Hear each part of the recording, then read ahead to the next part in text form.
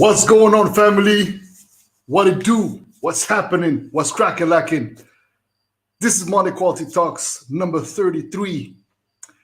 And I'm super excited for today's show. That's right. Last week, Monday, I couldn't do the show as I was in Abidjan. Obviously, I was flying that night, the night of the show. So, couldn't make it happen. But we're here. Tonight, I have a very, very, very special guest, another one, bringing you Abidjan live and direct, right? In the person of Mr. Black Charles. That's right. I know I put on the flyer Black Charlie, but because that's Black Charlie 1. A bit of confusion on my end. My apologies to the big brother, to the big bro, to the one and only, to the massive, to the man, who's the master plan? Charles, indeed. It's good to be here. I want to introduce this man accordingly. He's a DJ, he's a beat maker, he's an artistic director. He is the co-creator of Band of Four Creative Studio. He will tell us all about these endeavors, these adventures of his. He's also the co-founder and resident DJ of the phenomenon, the most spoken of event in the past couple of years, specifically in the past 3 or 4 years, last Sunday in Abidjan. That's right. He is one of the co-creators of this beautiful enterprise, and he's going to tell us all about it. A man who was born in Brazil, bred in Abidjan, and built up in New York City, then went back to Abidjan and put forth the knowledge that he has gathered through the years. Without further ado, let me introduce to you Mr. Black Charles. But right before I do that, let me also welcome all my beautiful Boddhists, the MQT aficionados. Welcome, Sister Swaby, Ellie, what it do? George Adif, thank you very much for being tuned in. We're streaming also on LinkedIn. That's right. We are about to get into it with a brother, Mr. Black Charles himself. What's going on? What is going on, my brother? Yo, what's really good, bro? You all right? Yeah, I'm great. Very excited to link up with you. It's always a pleasure, man. It's always a pleasure. It was definitely something that was meant to happen, and I'm glad that we got to reconnect 2 weeks ago when I was on this show, staying at Abidjan. I was like, yo, bro, I gotta have you on the show. And here we are. Thank you for having me. Thank you for having me. Hello, everybody. Happy to be here. That's right. Charles, what to do, man? Tell us. Come on, man. We gotta understand first and foremost, how you come to be born in Brazil, then back to Abidjan. Tell us about your story, man. Like, I'm really curious about this beautiful heritage you got. All right. Well, my dad was a diplomat, and he was appointed. His first post actually was in Brazil. He studied, actually went to college in Brazil.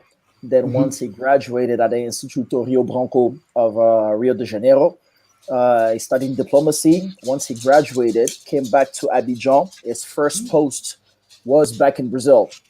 So he met my mom here in Côte d'Ivoire and they went back together in Brazil. She got pregnant. She had me. We stayed in Brazil for about 7 years. Then we came back here to Abidjan. I stayed about 6 additional years here where I did my primary elementary school. And then in 95, 96, he got appointed to New York. So I moved with him to New York.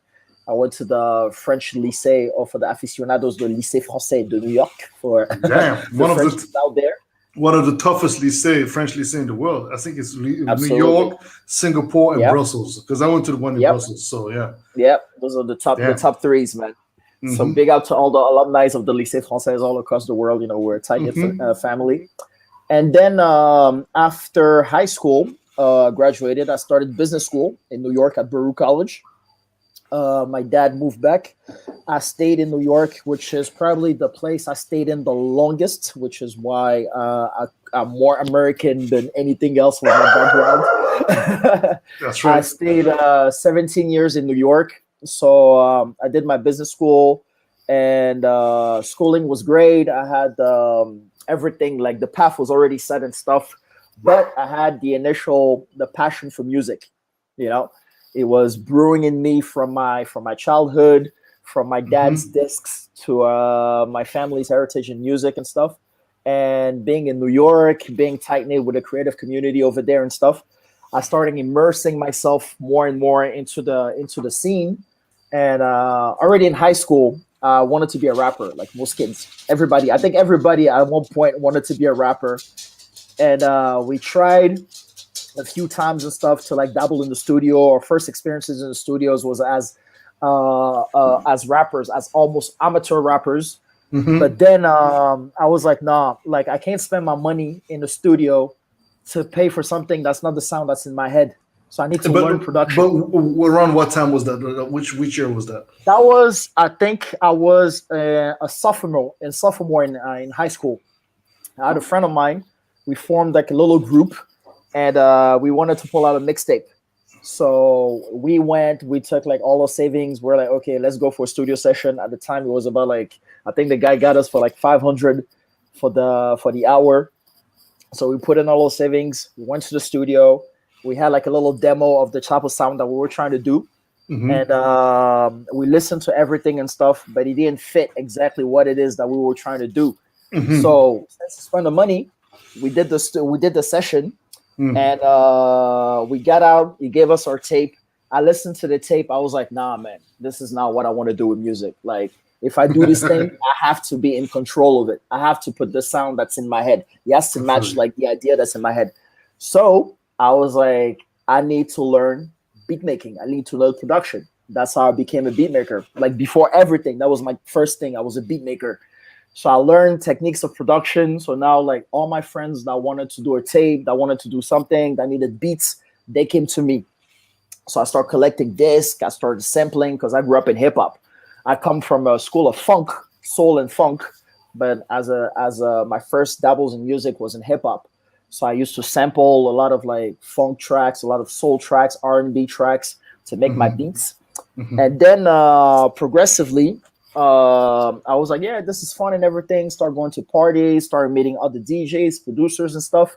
And I Hmm. listened to DJs, and I'm like, yo, man, I can do this. Like, I mean, I Hmm. wouldn't put this track with this track. I would like put this because he fits better and stuff.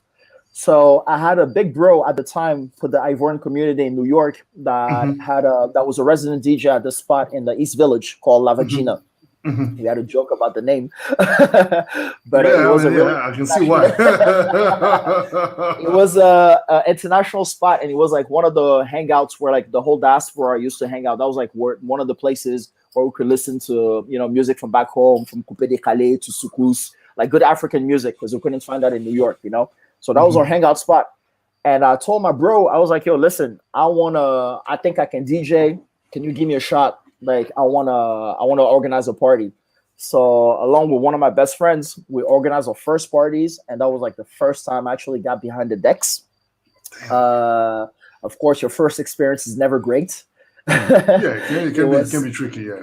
yeah, it was with the stress and everything, all the technical problems, but it was an experience in itself, and I'm very thankful for it.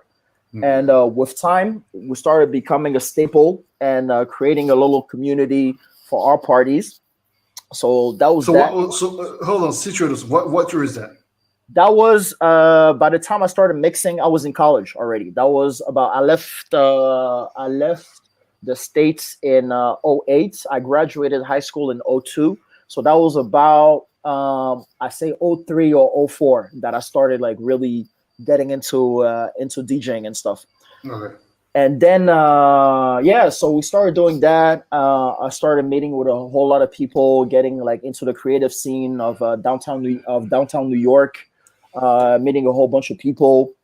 but I never fully fledged considered myself as a DJ. It was like something like just a hobby, for me. I was like, Yeah. hey, listen, my dad put me in school. I'm in business school. Like, I'm not You're gonna. not supposed to be doing this I'm not nonsense. supposed to be doing all this nonsense. African parents, man, how they are.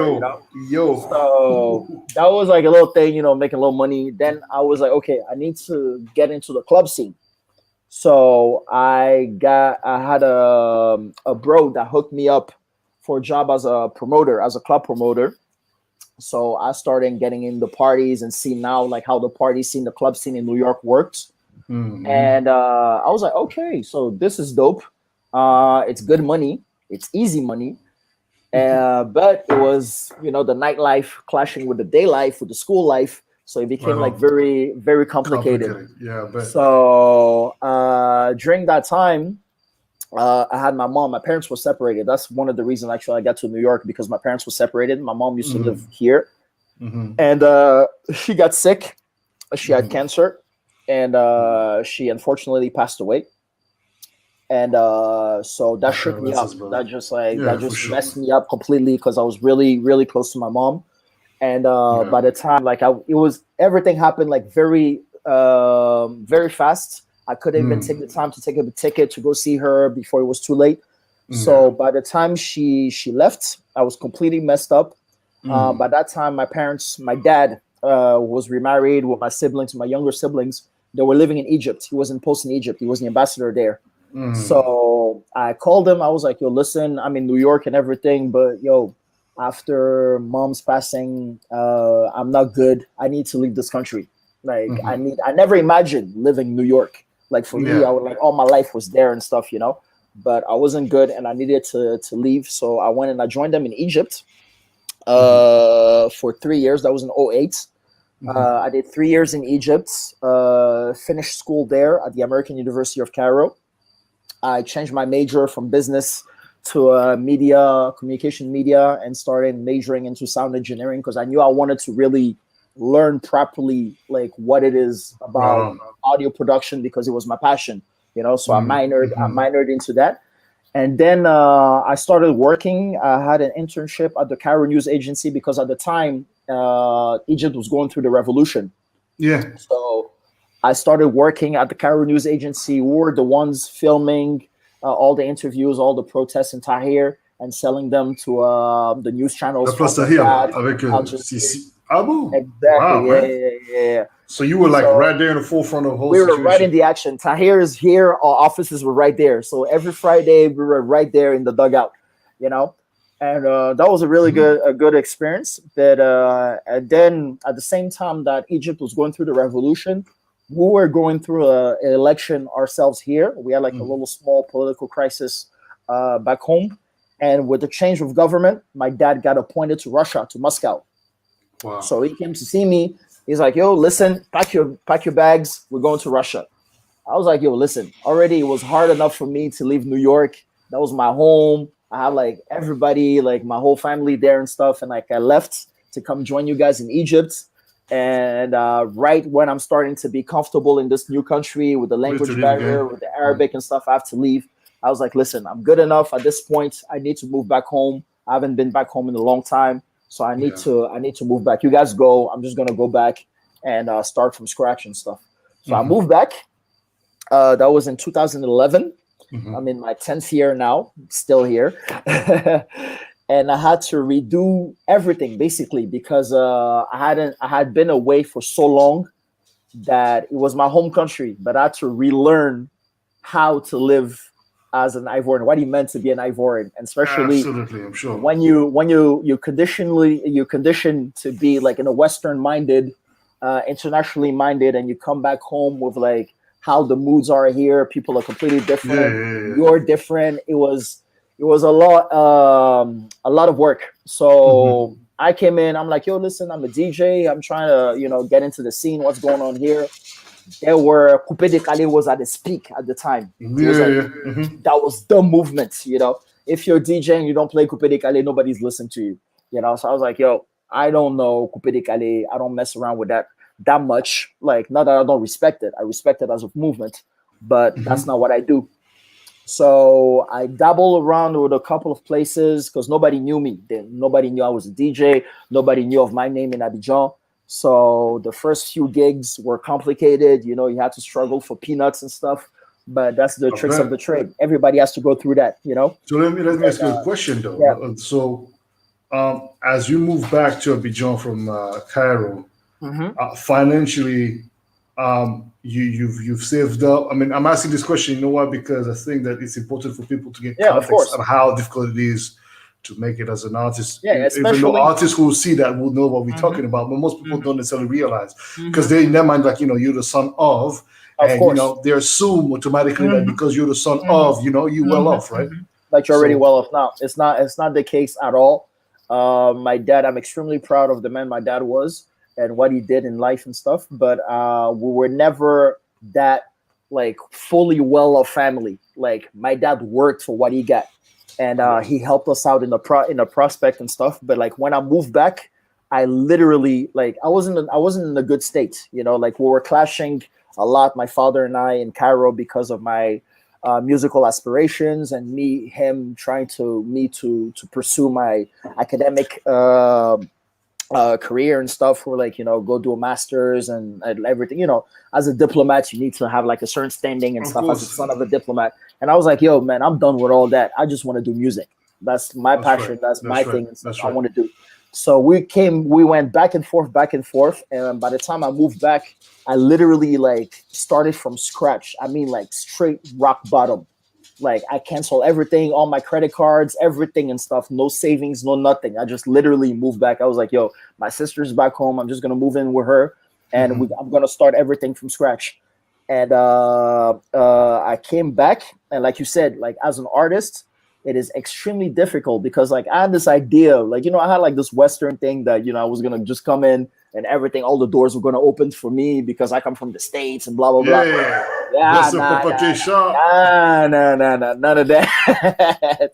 You come in, you're like hit with the reality, like straight up, like who Hmm. sent you, who do you know, blah blah blah, all that.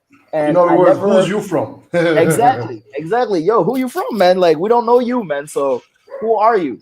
And I never like wanted to use, not that I was ashamed of my name or my father's name, but I never wanted to use that to Yeah, move forward. I I wanted understand. to I be my understand. own man. I wanted to do, if I were to do this thing, like even if I had to like like sleep in the streets or something, like under cardboard, I would do it. But I would do it under my own thing, not to use Terms, my yeah. dad's name and stuff. Because if Hmm. tomorrow something happens and it's bad, they're gonna be like, oh, it's the son of, and I Hmm. don't Of want my course. my dad's image for this legacy and stuff to like be associated To with be that. tainted, yeah, yeah. Hmm. Exactly. So I came in and like I never said my full name. I was like, even when people started like, yo, who are you the son of who? I was like, none of that. Like I'm Charlie, man. Like just Charlie. Black Yeah, Charlie, and then I just move on like that. So interesting. I I used to do the started. same Yeah, no, it's for important. the It's longest time important in my country. I mean, because because for well, slightly different reasons, but mhm, I used to be very wary of speaking about my name and mhm, mhm. telling whose son I was. For the longest time, people didn't know who I was, and then Exactly, well, news broke, so exactly. eventually people know now. But I Yeah. mean, it's okay. Fuck it. Like eventually, like I mean, now my dad is no more and stuff, and like I'm very May proud. rest in Like I peace, tell, man. I tell, I tell my thank you. I tell my siblings, I'm like, yo, be proud of the name that you are because you are his legacy, and Yes, like sir. we're living here right now to honor his legacy and stuff. So when I Absolutely. go, I say, yeah, I'm Black Charles as my brand, as my career and stuff, but I always say now my full name because it's Right on. It's a strong very heritage. very important. As Keisha is saying, we all suffer the same PTSD because also Yeah, man. Keisha has the same thing, right, with his Big dad, up, big and up, Keisha. know. Yeah, we all go through it, and it takes us time, to like to really come to terms with the. I'm not gonna say the burden necessarily because it is a weight, It and is a like way. as when you're young, you don't fully take like grasp what it is to what it Mm-mm. means to be that to hold that. But as you grow older and you become an adult and you start living your life and stuff, you Yeah. understand that like it's important to hold that. So I have now like two younger siblings, and I make sure to tell them, I'm like, yo, always speak proudly of your name and hold your head high because you are the son and daughter of that man, and like everything that you do, make sure that they speak of you of good, because they're gonna say that you are the child of that man. It's really, really, really 100%. important. Very Carry the important. name with pride, indeed. Of Indeed. course, of course, always, always, always. Let me greet another aficionado of the show, Juliette Lee. What's up, Juliette? Good to see Hey, you back. Juliet. It's been a while. Good to see you here again. Family, make sure you spread the word about this show. Send a link on your socials. Let people know about the show. And better yet, you can make donations or go get the merch or support the artists. Support the artist. Or, and you should not even you should actually go and or go and follow the brother Black Charles. Black Charlie 1. Black Charlie 1 indeed. You already know. One and only. You already know. You already know. So continue. That's actually how I got the IG name, because I was thinking of names and stuff, and I was like, the one and only Black Charlie, because every time, like, my friends, my name is Black Charles. Like when I got my DJ name, it was a funny story actually, because I was thinking of a few names. I wanted to do like something very like funky and unique and stuff. And I remember back in the day when in high school, I think it was in 8th grade or something, we're going on a school trip to a camp, and the monitor was doing the roll call, and she couldn't say my last name because my last name is quite complicated, and she was struggling with my last name, and I was in the back of the bus, and I just raised my hand and I was like, "Hey, it's me, I'm black," because I was like one of the few black kids in the school. And everybody just started laughing. They were like, oh, and it became this thing. Now that every time I was in school, they were like, hey, black, hey, black, hey, black, hey, black. So when it came time to choose a DJ name, I was like, listen, Black Charles. Simple as that. That's just so what it is. In my IG, I was like, yeah, the one and only Black Charlie, but it was too long, so I just made Black Charlie 1. So that's my IG name. So if you were to be on the same lineup as Black Coffee, it would be the dynamic duo. That's funny, because like when he came to town, when was this, about like a month or so ago, and I had the hookup, but unfortunately it didn't happen. It would have been like really great to share the stage with him, because I'm a huge fan.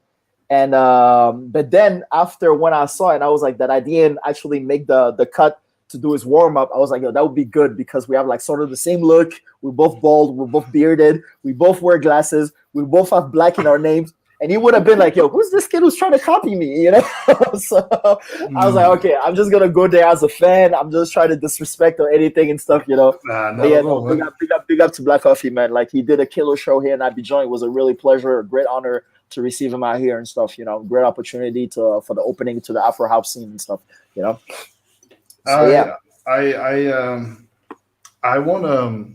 I want to continue on the story of how your beginnings, how humble they were, and how you had to hustle your way to the top, right? And now you're like one of the most thought after DJ. You and Jean Leo and a couple of other artists out there.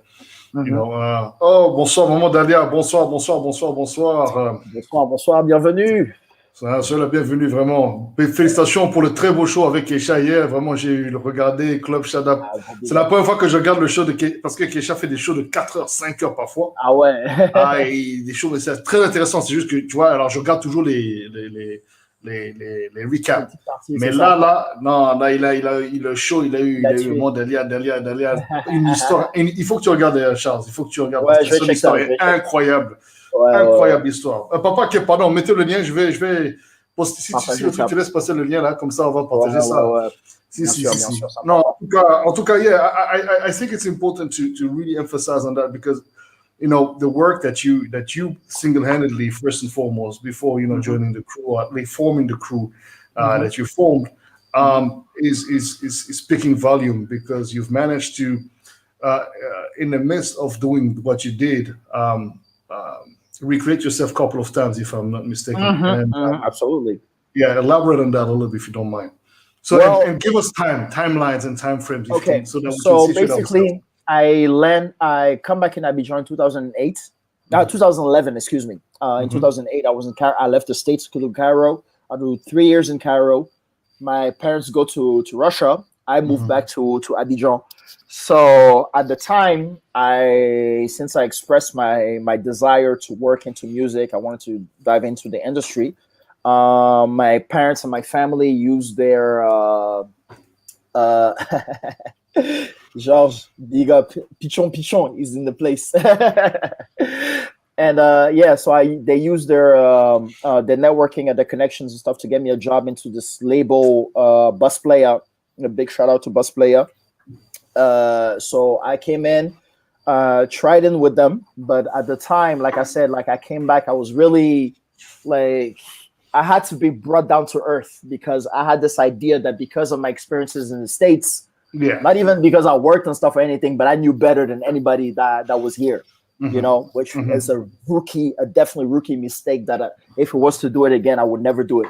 So I came in and I was like, yo, man, I'm the shit because like these guys, like, yo, they called me personally to come work in this label. So, yo, man, blah, blah, blah.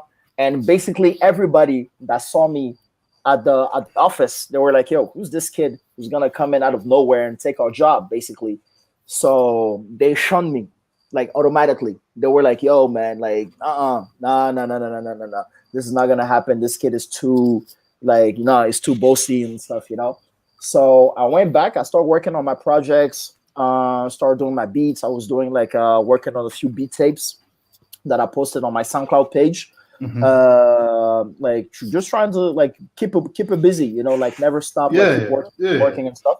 So unfortunately, the deal with Bus Player fell through. It didn't come through. I still give them a huge shout out, Moose and Mam. They're the big bros, the families, the pioneers of the scene over here.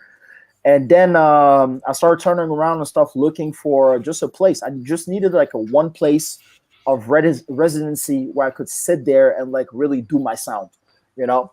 So looking all around, I found the first bar called the Casting Bar. It was like a really tiny bar, like hole in the wall, hidden in somewhere in Vallon in Cocody. And the wife, the wife of a friend who used to work there. She was the manager, so she called me and she was like, "Oh, you're a DJ. I heard you brand new. My husband like told me about, spoke to me about you, and apparently, yeah, you're really eclectic and stuff. So, would you like to come in and play at be our resident at the bar?" So that was my first residency in Abidjan at the Casting Bar. I used to do Fridays and Saturdays. I was paid peanuts again. Because nobody knew me and I couldn't really have like my New York rates and stuff in Abidjan. So I used to like really slave out there and stuff, like doing my thing little by little. The crowd, it was an older crowd, not necessarily like people my age, but little by little, I started getting my friends. I was like, yo, listen, I have this space. I'm playing there on weekends and stuff. So come through, check it out, see how it is. And it started becoming a thing. But unfortunately, the owner of the place, who's another big bro and stuff, like I'm not gonna say his name, but he had an issue with management. He really had like bad management, and the place unfortunately shut down. So by the time the place shut down, I was like, okay, that's it. I've been in this country for about what, like 3 or 4 years. This music thing really, this music thing is not going about like what I hoped. I'm different from everybody. Nobody seems to understand me. Like I'm just an alien. Like I'm an alien in my own country, you know? So I was like, yo, man, I don't know, man. This thing is not working. I think I'm going to call the folks and be like, yo, okay, you were right. I'm going to try to find like a regular 9-to-5 job, you know, like be the regular old stiff that you know. That tipping point. That tipping point. That tipping point. And so that's 2015, right? That's about 2015 or so. And around that time, since God is always working, man. Like, you know, you got to believe God is always working. Even if you think that God forgets you, he's always working. I get there was this bar that I used to go to with friends as a client. It was called the Bao Cafe. Today's Di Coco. And I meet the owners, a couple, Eric and Morgan. Great big up to them. And Morgan, we had both of them. We had like different common friends from New York. All right. So that's how we became like close friends and stuff. Like, oh, you know this person? Yeah, we went to school and blah blah. You know, like international crowd and stuff. And then I sit there and I listen to the music at the bar, and I'm like, yo, this is the type of stuff I listen to. I vibe to that. You know, like this is some cool music.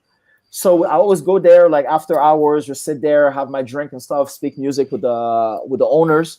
And they were like, yeah, man, like if you're a DJ, we're looking for a house DJ, a regular resident DJ and stuff. And at the time, since my previous gig didn't go so well, went so bad, I was like reluctant to take another residency. For me, I was like, yo, I'm just gonna do like private parties, just private clientele and stuff, but not really sit at the establishment or anything. So I always refused the proposals. I was like, nah, man, I'm good. I'm not gonna do that. I'm not gonna do that. I'm not gonna do that. And then one day they called me like panically. They had some friends, this Belgian couple that was leaving Cote d'Ivoire. They were going back to Belgium, and they were doing the goodbye party at Bao Cafe, and they had no DJs.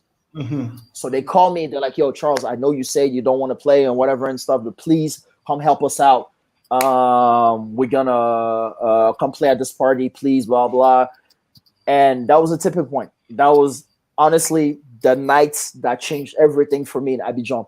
I went there. We had one of the best parties. I've been to some crazy parties, like in my travels and my experience and stuff. But one of the best parties we had ever since like I moved in Abidjan or ever in my life. Like I was the energy because the way I play, like I'm not gonna say I have a style particularly. Like now I'm trying to like consider myself as a house DJ. Ever since I come from like a hip hop background. But at the time, like I played just about everything and stuff. But I feed mostly off the energy that I get in front of me. It's not like okay, I'm trying to do something. Sometimes like yo, people are not vibing to it. Sometimes like yeah, it is what it is. But like that night, they were vibing to it. So like I was really into it and stuff.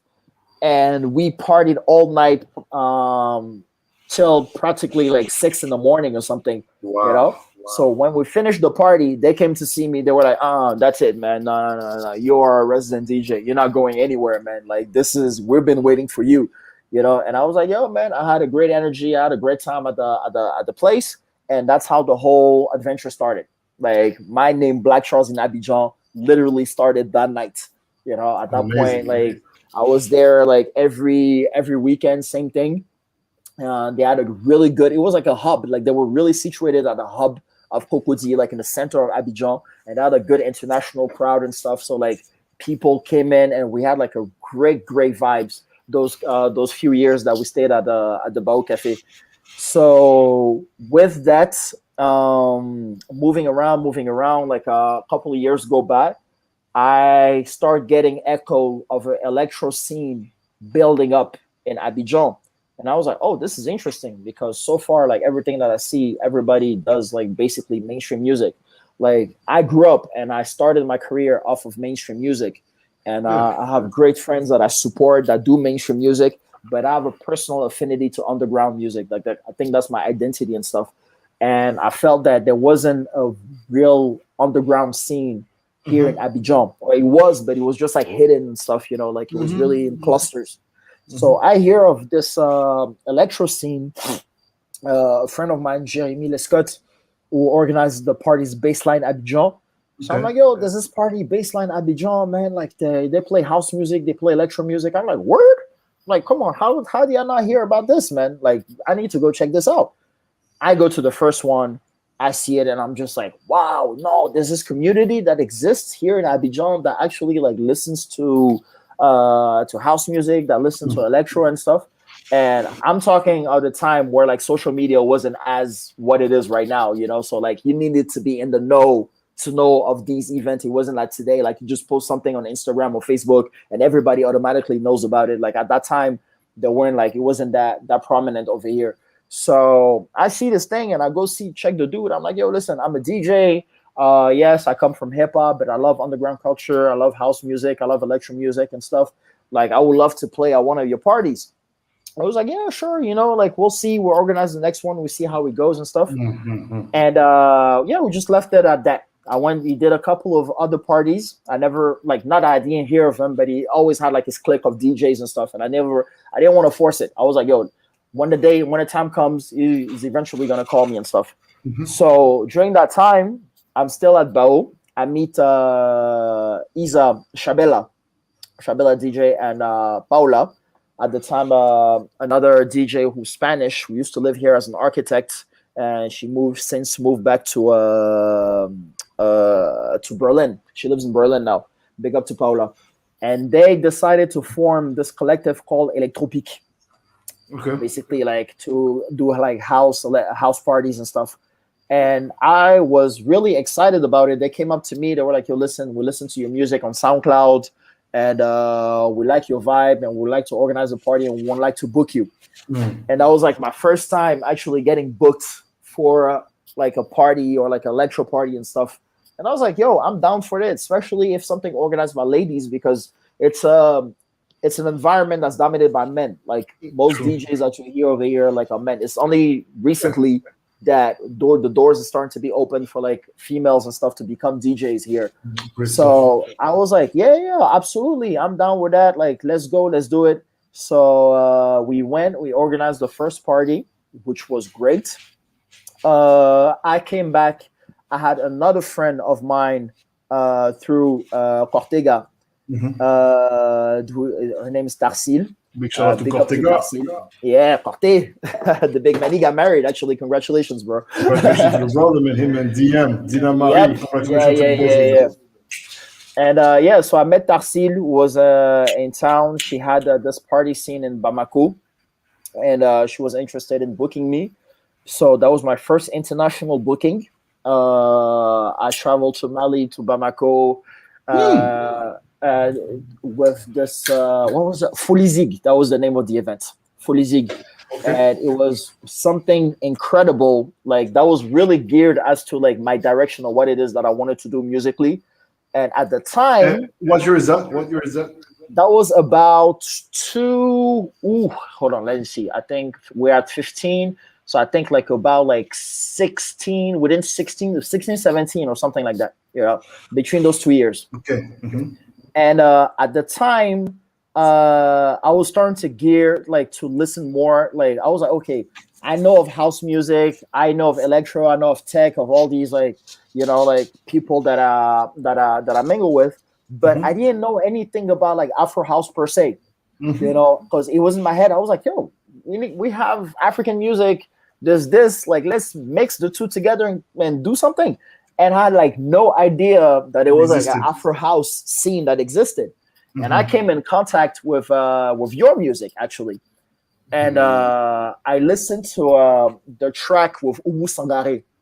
I'm a huge fan of Umu Sangare. My mom is from Mali, so like that's my childhood music and stuff. And I listened to this track and my head just explodes. I was like, yo, what the hell is this, man? So I check your SoundCloud page, I listen to the ancestral mixes and everything, and I'm like, oh, so that's what you can do with African music, with traditional African music? Get out, man. And it just like changed my whole perception of music, So by the time I went to Mali, what was beautiful about it is that they had linked me with this traditional Malian group called Inizi from Ségou in Mali that played traditional instruments.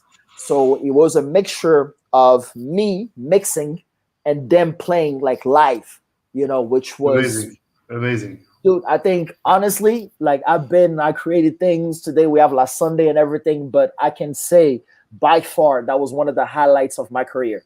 Like just that idea of the merging of like two worlds and understanding each other through music. And then plus going back to the land of your mom too, right? And, exactly. It had like such a symbolism. It has like a really, really strong symbolism. And it was amazing. At the time, there was something very important because before that, there was another Electropique where Isa and Paola booked Raoul Conan. Raoul K. Big up to the bro, Raoul K. On le salue. Oh man, legend. And he's in Abidjan. He moved in Abidjan. He lives in Abidjan. Yeah, he came back, man. He came back. You were supposed to link up to come see you when you were here 2 weeks ago. I know. He hit me up. He was like, I'm coming, but probably. He was doing some groundwork at the house. Yeah, and stuff. Exactly. They didn't finish on time. But great big up to him. So I go to the Electropique to meet up with Raoul K, discover. I'm like, yo, who's this guy? They're like, yo, he's Ivorian. I'm like, what? I'm like, he plays house music. I'm like, what? He lives in Berlin. I'm like, what?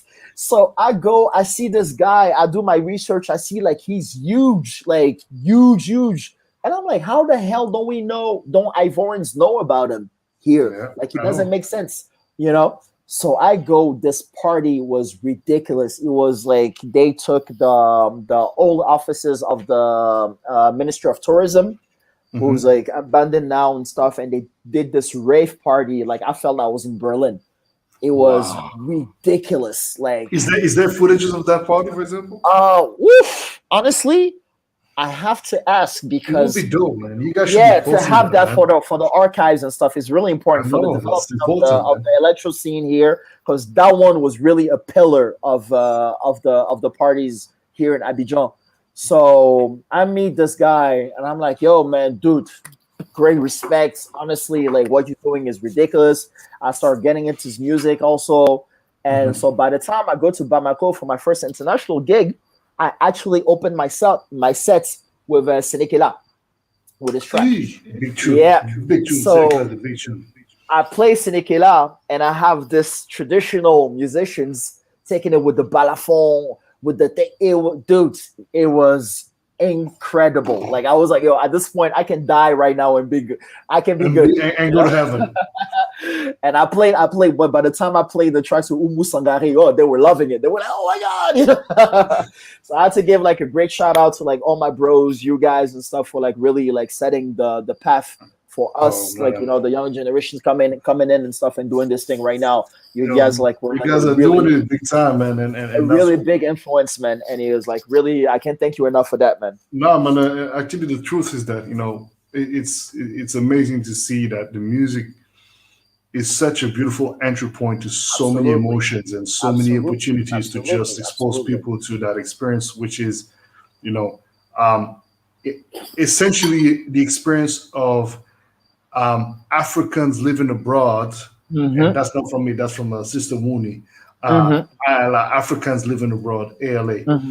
Wuni, Sister Wuni came up with that quote, and Mm-hmm. and it's very true. It's but now this is for me. It's Mm-hmm. more about us missing our continent, us missing Exactly. this Exactly. energy, and just Mm-hmm. trying to like translate this emotion into Mm-hmm. sounds to Mm-hmm. such a level of you know um, holding such a level of respect that you that Absolutely. you just want to make sure that you doing it as right as possible. That's And then possible. when you Yeah. have you know guys like Louis Vega, I mean my sound Mm-hmm. would have not reached Oshunade, Louis Vega, and the whole scene. As a matter of fact, I was Mm-hmm. welcome. I was really blessed to be welcomed, and I came in at a time where the scene needed a bit of a change musically, or they needed a little bit of a Yeah, fresh exactly. fresh breath, and then I came with that sound of mine, Mm-hmm. the ancestral Mm-hmm. Mm-hmm. soul. Mm-hmm. And the big tune that actually shifted the landscape was um, Punch Coco, a track that I did with Yeah. Yakui. Yeah. Yeah. And Punch Coco really, really, really was a big Mm-hmm. shifter. And as well, right before I did this collaboration with the late Mangaraka Amara, Yeah. I did a remix of his song called Willy Lay. Mm-hmm. And that one was massive to the point where, like, I believe everyone on Traxsource back then was like charting it, like it was charting like number one on the whole Mm-hmm. Traxsource site. Mm-hmm. So that was a massive, massive impact. And yo, man, for somebody like you to not only pay homage but also allow that music to inspire you to now create your own sound, your own identity. Absolutely. It's something that is Absolutely. amazing, and that's what we do for. Because it's like so many people want to hold on the fame and on the I'm all Mm-hmm. this, I'm that, and Mm-hmm. it's like Mm-hmm. yeah. I Nah, mean, you're man. only as relevant as It, people want to be relevant. That's exactly. I Exactly. mean, yes and no, but for in the absolute, Yeah. No, yes, I it get. is. Mm-hmm. Mm-hmm. You have to share. You have to share knowledge. I think like honestly, Yeah, man. I give thanks. I mean, like I don't think I'd be the person I am today if it wasn't for my dad's love for music. He had a huge vinyl collection where we're back in Brazil. Like my first exposure to music before I could even speak I used to crawl to his vinyl collection. The first thing I learned was to place a vinyl on the on the record player. You But you see, know. that's funny about our parents, man. You know, and God rest your father's soul. But Thank I'm you, pretty sure your dad and your mom are very proud of you, man. And you know, thank you, I thank may you, not, thank I may certainly not know them, but you. there's something there's a dichotomy with our with some of our parents where you can see such a love for the music Hmm. that they have or they had, Yeah, yet they did not want that life for their kids. I yeah. understand to a certain extent why, but it's Hmm. almost like there's a frustrated dream. Maybe some of them wanted to be Somewhere, musicians, somewhere you around know? it, like I think like late in my dad's later years, like because like as African parents and stuff, like the energy is different. Like we don't have the same dynamic as like our Hmm. Western friends and stuff with their parents. There's a lot of Hmm. communication, especially like those just little It's things and stuff that with time we miss out. yeah, So and later, the communication happens in the silence. exactly, exactly. Like we don't speak, but we understand each other. So in the later years, like by the time I started getting really more serious into my DJ career, I asked him once, and I was like, we're just like tripping around and stuff, and I was like, yo, listen, like if you hadn't been a diplomat, like what would you have been? And he was like, yo, listen, honestly, I would have been an architect because I love architecture. And that's something I never knew. Like had Wow. I never asked him that question, you would have gone like that, and I would never imagine that. But like you said, I think like that's somewhere regret. He always had a passion for music. Like I always, always, always had a passion for music. And somehow, I think like me being the person that I am today and doing the career that I have, it's somehow paying tribute to that passion that he had. Like he Certainly, transmitted that to me, and certainly. like growing up, like listen to like my first exposure to real like African music with the LPs of like Congolese music, Senegalese music that I didn't know about, from Brazilian music because he was in school and he particularly grew up in Brazil. So like from the samba to the bossa nova scene to everything, like I would dove in that, to even the US scene, like the soul, the funk tracks. Like I listened to Stevie Wonder, Song of the Key of Life, and I didn't even know who Stevie Wonder was. Wow. But I knew that music spoke to me. Like it just Yeah, man. like there was something about it. And later, it's funny because like as I grew up, I have like these key moments in my life that I distinctly remember. Like for me being a baby, putting like record LPs in my dad's record player, to You me being remember a that? kid. Yeah, Wow. I seriously, like, it's like one of my first memories from being like a baby, like a really like how do you call it, a toddler. And then when I was younger, like in my childhood, there was this show like every Saturday morning. It was In Brazil, that was. no, that was back when we were in Abidjan, when we came back to Okay. Abidjan. Okay. Every Saturday morning, there was a Disney show. They were used to show like all Mickey Mouse cartoons. And me and my older sister, we used to crawl into Club our parents. Dorothée. Hein? Même Club pas Club Dorothée. Dorothée. C'était même pas sur le Club Dorothée. It wasn't something else. It was just like just like a 30 minutes. They just like used Mm-hmm. to show like these old like vintage like Disney tapes and stuff from the 60s. And Mm-hmm. I used to go and watch them with my at my parents' room because like we moved back. We had a small apartment, and the TV Mm-hmm. was in my parents' room. It wasn't. They knew. So They were it like, was ah, like, those ones. yeah, every Saturday and stuff, we used to crawl in their room and stuff and watch like eat cereal and stuff and watch those shows. And though the particularity about those shows, there was no speech.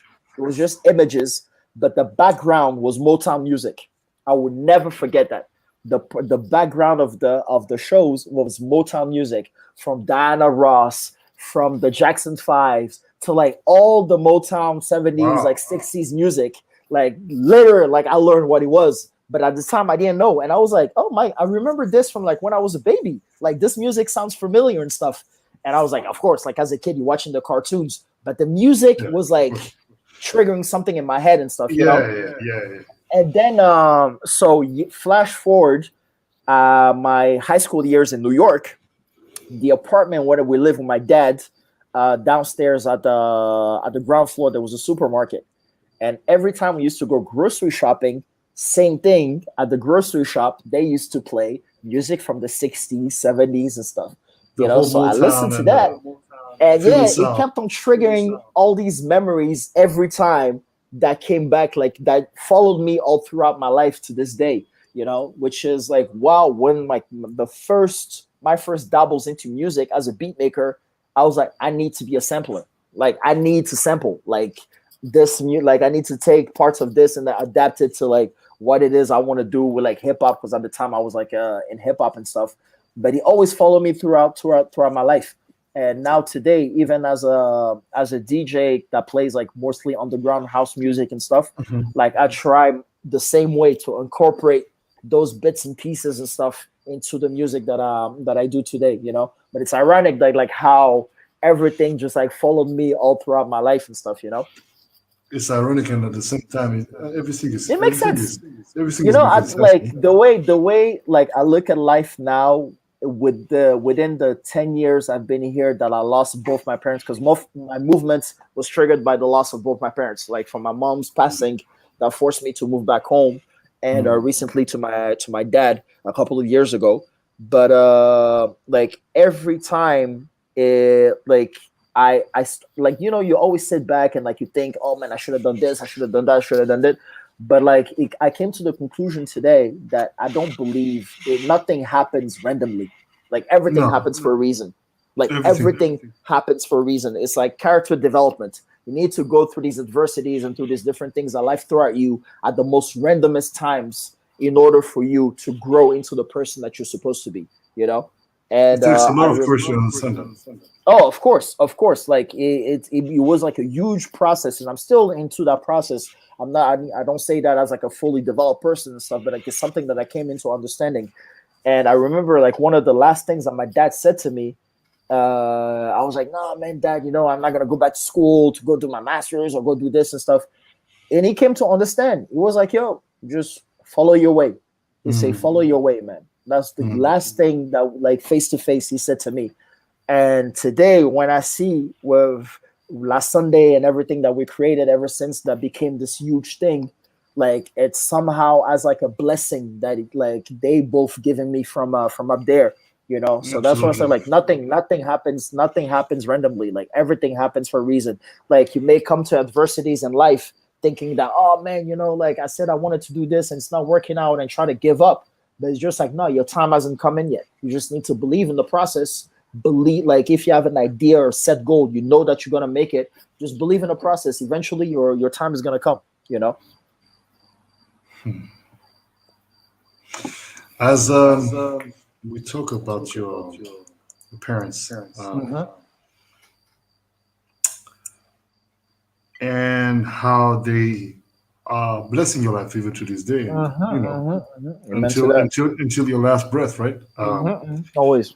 Um, it seems like the blessings have sort of uh, unfolded for you in Mm, interesting ways. mhm, mhm, So, returning from that trip, that international gig you had in Mali, mhm, um, you know, again, tracing back to your mother, her roots. It almost like you ritualistically had to unlock mhm, the blessings by going back to her mhm. Absolutely, land to our roots. in order to now unlock what was bound to happen for you, Mhm, which mhm, then seems to come in the form of last Sunday. mhm, mhm. How did last Sunday got incepted, and how did how many of you? I So, know there's a couple of you guys involved in the whole business, so tell us a mhm. little bit about that, and So how it came about. during that time, between the beginning of last Sunday and me, my return back home, I had met pretty much like, we're five in the team. There's Mhm, Faisal, Aziz, Aurore, Leo, and myself. mhm, So I met Leo last. mhm. Every other one of them, like we've met each other at random times, and I've worked on various projects, so we all knew of each other. Mhm. And then at the when was this? I think the Bao Cafe adventure was starting to dial down, like the place was closing. And my dad, that was just around the time that I lost my dad, which was like 2 years, 2 years, 2 or 3 years. No, we're coming to a third year. So yeah, 3 years ago. And I decide, I'm like, okay, this music thing is not gonna work. There was two major things that happened to me. Like right after my dad passed, I lost my computer that had like all my music, like Eesh. everything that I had. I lost my computer. Like I'm in a messed up state, and Yeah, I I know go that for a feeling. gig. It happened to me in 2017 as well.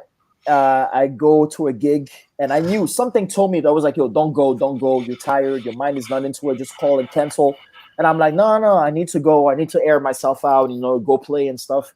And I'm in the cab. It was raining. It was raining bullets. I mean, like every sign was there to be like, just stay home. You're not supposed to go.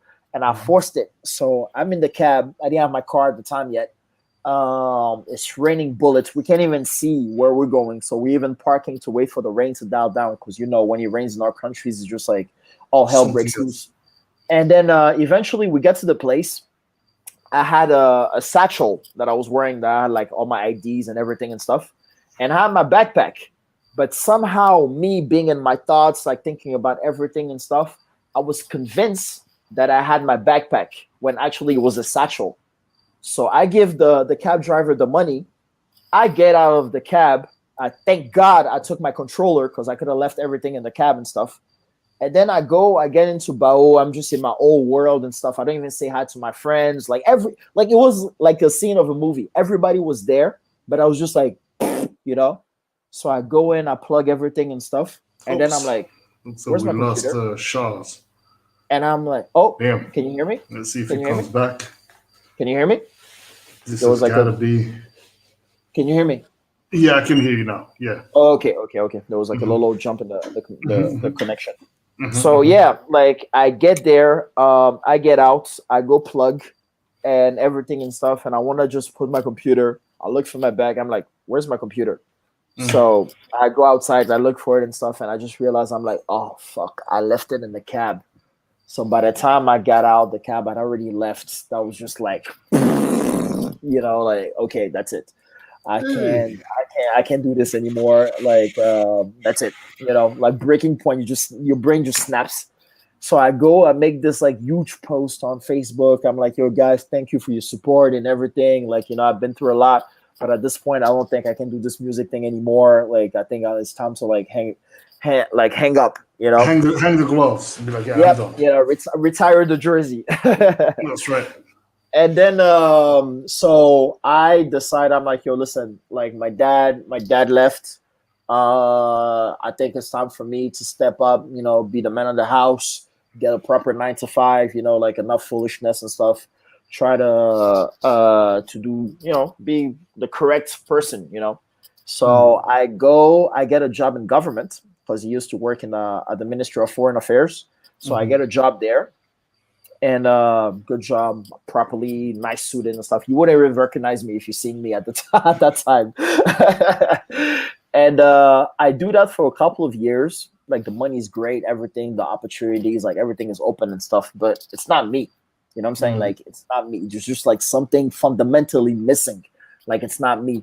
So I meet up with and eventually, like during that, like I had a few gigs and stuff, at least to keep the music thing going. Like I got a new computer. Thankfully, I had backed up a couple of my music, of my playlists and stuff. So at least like kept that going. And so we have a party in Halloween 2018. Hold on, we're in 2019, no, 2019, excuse me, Halloween 2019. I have a friend who organizes parties and stuff. He always organizes like theme parties, and he always gets takes me as a DJ. So he's like, "Oh, this time around, man, you're gonna play with this guy that came in from Dakar. He comes from France. He's gonna play with you. His name is Leo." And I'm like, "Hey, I never heard of him and stuff, but like, yo, come on, let's do it." So I go in, plug my stuff. Leo comes in, check him out. "Yo, what's good, bro? Welcome, blah blah blah." He plays one track. I play one track. We both look at each other like, "Hey, okay." Hmm. You know, he plays one track. I play one track. I'm like, "Hey, okay." So like the link, it just like boom, click like that, like naturally, So then next thing I know, I didn't know that he knew Faisal from France. I didn't know that. Faisal hits me up and he's like, yo, I had this idea to do a party on Sundays. And you down to do something like that? And I'm like, yo, back in New York, we used to do this thing in Brooklyn also on Sundays, like not me organizing it, but there was like a scene like that, similar scene. And I was like one go-to thing, there's never anything to do on the weekends, on Sundays particularly. So I was like, yeah, I'm absolutely down with that. This sounds brand new, something different to do in Abidjan. I've always been looking for something different to do, So we're like, all right, let's do it. So he's like, yo, like I have Aurore in the project. And I was like, yeah, Aurore, like, oh, yeah, we used to do like events in at Bao and stuff. Like, yeah, that's his sister. Let's do that. And he's like, yeah, Leo is gonna be the other DJ. And I was like, okay, bet. So I'm like, yo, so where are you trying to do the place? And he's like, yo, his first idea was to do at Bushman. Was wanted to do on the rooftop and stuff. But at the time, Alan opened the rooms at the Bushman, because the Bushman didn't have rooms before. It was just a restaurant. So he had opened the rooms. So they go see him. And he's like, no, it's not possible because, we have the rooms. We can't do something like that. We don't know how it's going to be, like all the various like estimates and stuff didn't work out. So I was thinking to myself and I was like, yo, man, like there's bound to be a place where we can actually do this event. And I remember like hanging out at Aziz's shop, Dozo. He has a concept shop in Vallon. And it was like the hangout place for creatives. So every time like you finish your 9 to 5, after hours and stuff, you sit there, we order some beers, we order some food, and we just stay there till like 10, 11, and everybody goes home and stuff. So he had at the time done the opening collection for the launch party for the collection of Kente Gentlemen by Aristide. And me and Asna, big up to Asna, we had played at the gig. And I was like, the vibe was so organic, it was like full of creatives. He was like really nice and chill and stuff. And I was like, yo, why don't we complicated ourselves into find a place where we can do it at Dozo? And that's how we hit up Aziz, and Aziz became the fifth musketeer.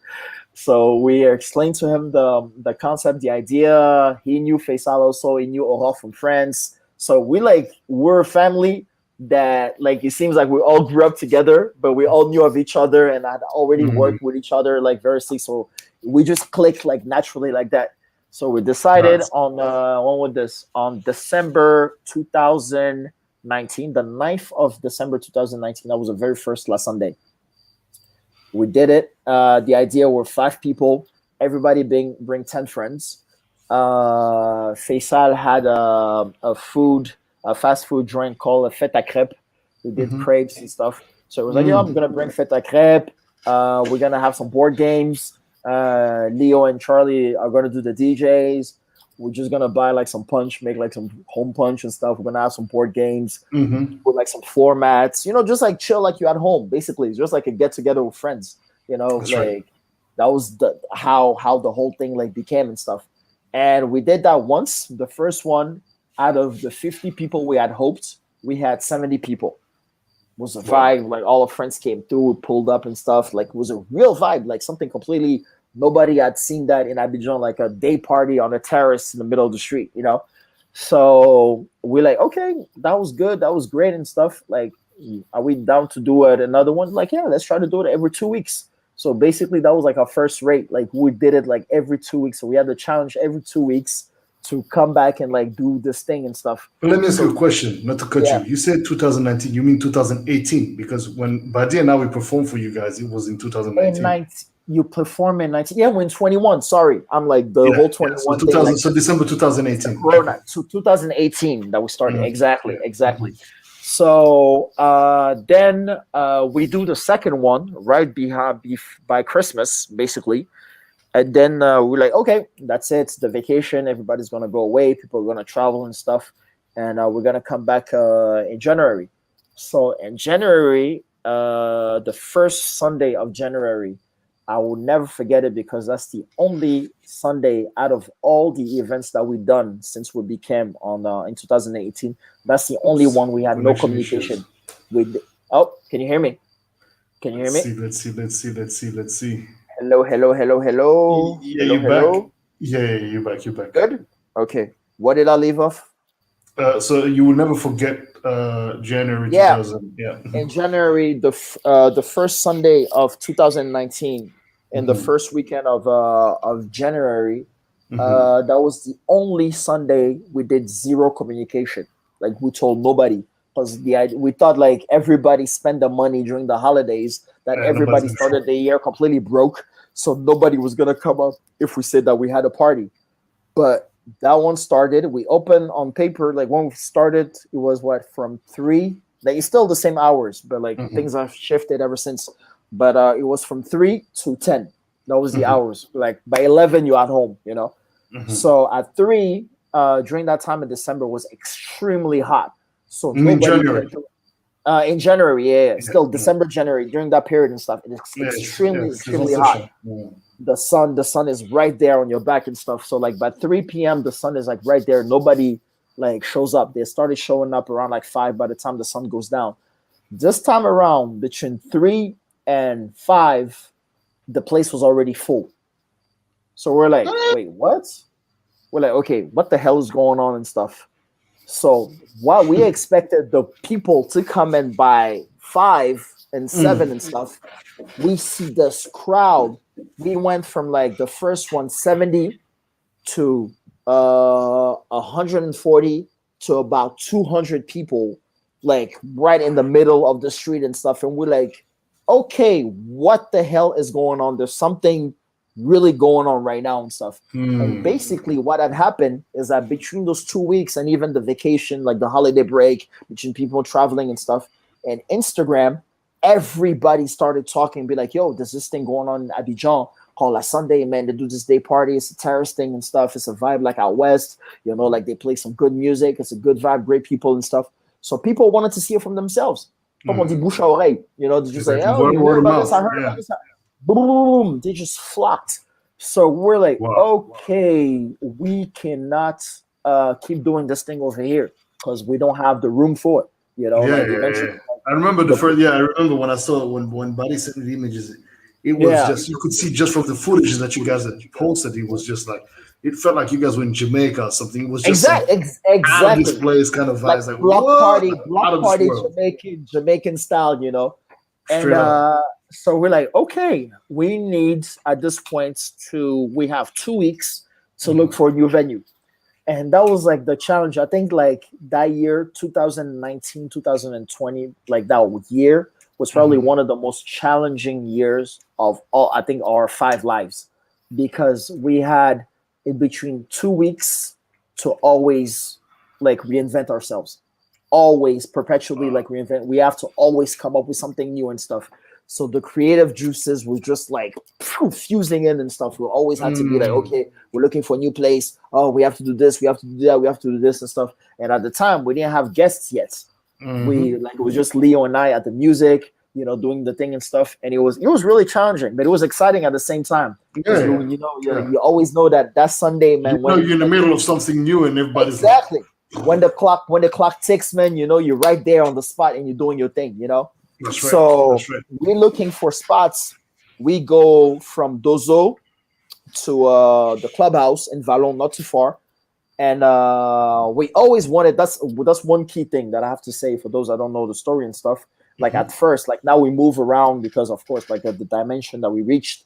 But initially we wanted to keep it a Cocody event because we're all like childs of Cocody. We all grew up in Mm. Cocody, Mhm. so it was really important to us to do an event true to Cocody because for the people that live in Abidjan, every time you want to go out, you go to zone 4, which is the expat Mm. zone, because it has Yeah. all the clubs and everything and stuff. And we're like, nah, like we never had like a proper like party Right true to spot. Cocody. So that Yeah. was like our go-to thing. We're like, yo, this thing has to stay in Cocody. So we have to look for venues. We like to look for places in Cocody. So we end up at the clubhouse right next door to Dozo, still in Cocody Vallon. Mhm. The owner's daughter was a friend of ours, and she was like, "Oh, guys, you're looking for a place and stuff. We have the tennis courts. You guys can take the tennis court over there and stuff to do your party." We're like, "Oh, great! We just solved like one of our issues." We go there. That was the fourth last Sunday. We go there. We see the tennis court. We're like, yo, we're never gonna fill the tennis court. That's not possible. Like, it's too big and stuff. Like, people are gonna be scattered all over the place. It's not interesting. Let's take half of the court. We take half of the court. We do the event. It spills on the other half. We're like, okay, so let's do the second. In 2 weeks, we're gonna do the full court. We do the full court. It spills on the other court. So we're like, okay. By the third one, we did it, and the whole perimeter of the clubhouse, you couldn't park. Basically, I spent the whole last Sunday like looking, because usually there's a line, there's a line that starts in, like, that's when we started really having like big lines and stuff to get in the venue. And we're like, okay, by the time around like between 5 and 7, the line goes down. We have about like all the people that we that line was continuing. The whole night the line was there. Like, people were parking 2 blocks away to come in, and I'm like, there was something really going on right now. What the fuck is going on? This is crazy. It was becoming like really nuts. So I have footage actually. Oh, no. Yeah, I think I do. I still have footage from that night. Do you have footage on a computer you can play here, maybe? Not on the computer. I have to search for it. It's like in one of my hard drives, because it used to be on my old phone, but I had a bug with that phone and I lost like all the old footage, the behind the scenes. I hate that. Bad. We would have all the whole history. I would have showed you that. But what's funny is that the next day, with the stories and everybody like writing to us and stuff and sending us the videos, at the time we used to play this track by the rapper Sheck West. It's called Mo Bamba, and that was like the anthem of last Sunday at that time. So every time we played that track, everybody used to like go crazy and stuff. And I have footages, not even like footage, of like different like views, perspective of that one moment, from people within the party, people next to us, people in the line that never made it to the party. They spent the whole night in the line, and they were filming on the phone just to capture that footage. And by the time I saw that, I was like, okay, no, we're on something really big right now. Like, we are literally like on the move. Like, it's a movement going on right now, So once again, we had overcapacity. The plane cannot host us anymore. The place cannot host us anymore. So we need to look for a new venue.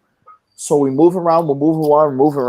I had gone to there was this new electro collective called Kamayakwa that came to town, and they had organized a party at the Fondation d'Envahi here in De Plateau. So I go there as a fan, because I love like house parties and stuff. I see the place, and I didn't know. I used to go to the foundation every time, because they had an art gallery. I used to go to art shows over there, but I never knew about the field that they had in the parking in the back. They had like a huge field. So I go there and I see this place, and I'm like, yo, what the hell? This thing has been here like this whole time, and I never knew about it. Like, we can actually do something here, So I tell my associates about the place. They go see the president of the foundation, and we decided to do it there. And that was literally the place where we became big, because at that time, within the 3 or 4, I think we did a couple of ones at Fondation d'Envahi, we were literally picking up 1,000 people every time. Can you guys see what I'm showing? Can you guys see what I'm showing right now? Yeah. This is this is an image from La Fondation. That was keep going down. That was from the festival, the second festival last year. 2020. Yeah? Oh man, this brings out like so many memories right now. It's crazy to see these images, because we never like really realize like what it is. Like, I mean, we know what it is that we're doing, but like you saw in the moment that you never really capture like the full scope of what it is until like after. La technologie est en train de te faire un petit coup. Ça me fatigue, man. So we go to la Foundation d'Envahi, and then we reach the dreadful time for every big scale event organizer in Abidjan, the rain season. Yeah. So we're like, man, it's the rain season. We need to find a covered place to That's right. organize a party because we always been an open air party. So we start going on the other side of town. Basically, Abidjan split in two. You have Abidjan North with Cocody and everything, and then you have Abidjan South with Zone 4, Mercury, Okay. and everything. So we had to we started looking in the southern part of Abidjan, and we found this garage that was half covered. And we're like, Okay. yo, this looks like a dope place. Let's try to do it there. Yeah. At the time, we had a hookup with the lot radio. Great Yeah. big up to the lot radio. Who heard about us and stuff and wanted to do like a joint thing. That was our first collaborative event with a structure, and they came in with a full lineup of DJs from their scene. Awesome Takes from Africa was here. Bradley Zero came through. Damn. A whole Dope. bunch, like a really full, like and really good roster of DJs. And so we do it there. We do another one where we invited who we had at the time over there.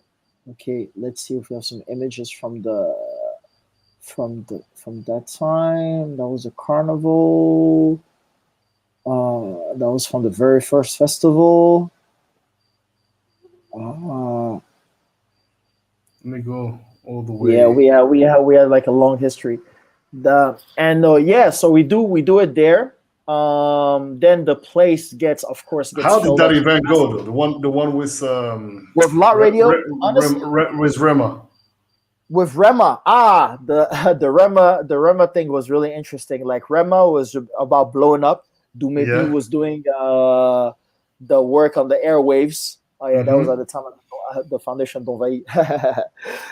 So we hear about this kid who's blowing up in Lagos, who's blowing up on the continent, and we're like, yo, we have an opportunity through a friend of ours, Sheku Tal from the label Coast to Coast.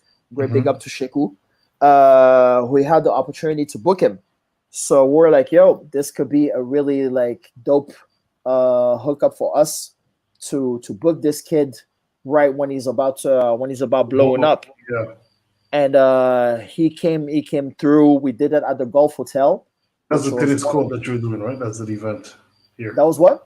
That's on the tennis court, right? That's that film, that event you're talking about? Rema, we did. This images here. That was at the tennis court. That was, you see, we had like half of the tennis court at the time. No, at this, like in this one, we had opened it to the full tennis court. But like it was like a full vibe. It was a really full vibe. Yeah, that's the time. See the one with Leo? That's when we had like the half the court. So those are three of Yeah, the legends, the behind the scenes. Faisal, aka DJ Tony Stark. We have Aziz and Aurore. Nice. So yeah, the Rema thing came through, and everybody was like the first time booking an international artist like that.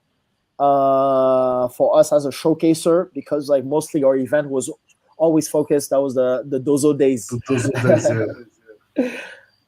It was always centered around DJ. Like I think that was like one of the particularity of the success of our event is that we really wanted to highlight the DJ. Like always, like it wasn't about like a rapper or like an artist or something. It was always about like the DJ at the forefront.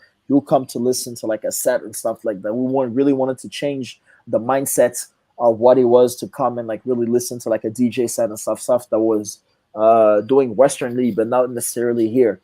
So by the time we booked Rema, everybody was surprised because it was the first time that we actually had like a headliner as an artist that came and performed. And it was a really dope show. It was like we had a few scares at first with the weather. We needed to look for like a good power source. So we needed to look for a generator because like at the time, like the electricity that we're taking from the hotel wasn't good enough. We were in a presidential area because the president doesn't live far from the venue where we had that. So it was like a real challenge. But eventually it paid off. It was really good. He had a great show. People loved it. Yeah. Right after that, we booked the rapper Chili, also from France, was also on the come up.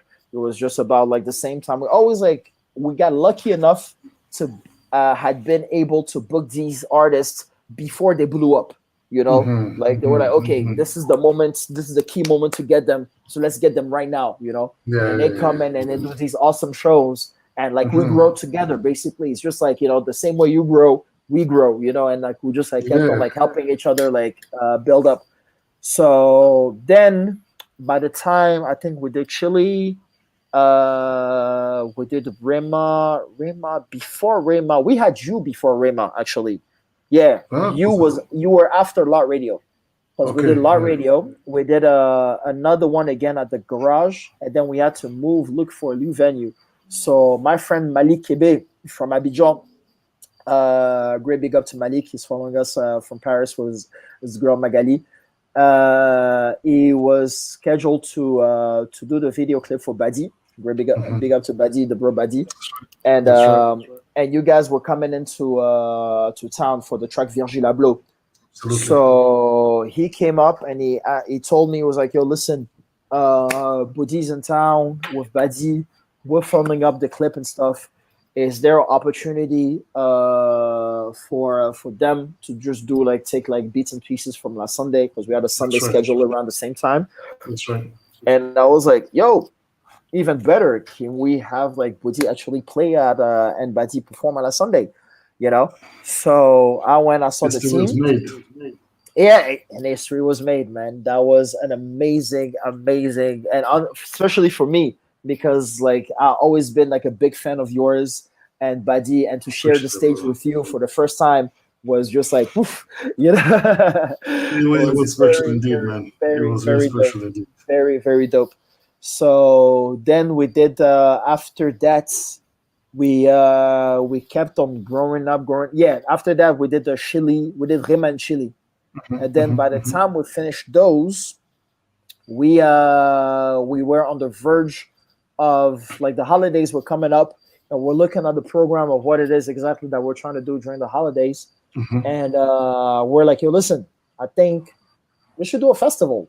I mean, at this point, we always like in our head, we're jokingly, because the way we're growing so exponentially that we always thought like, you know, like, oh my God, we're gonna end up doing a festival. Yeah, great big up to the legendary Virgil Abloh video, major swag, Yeah, major swag. that video, man, that video was something, bro.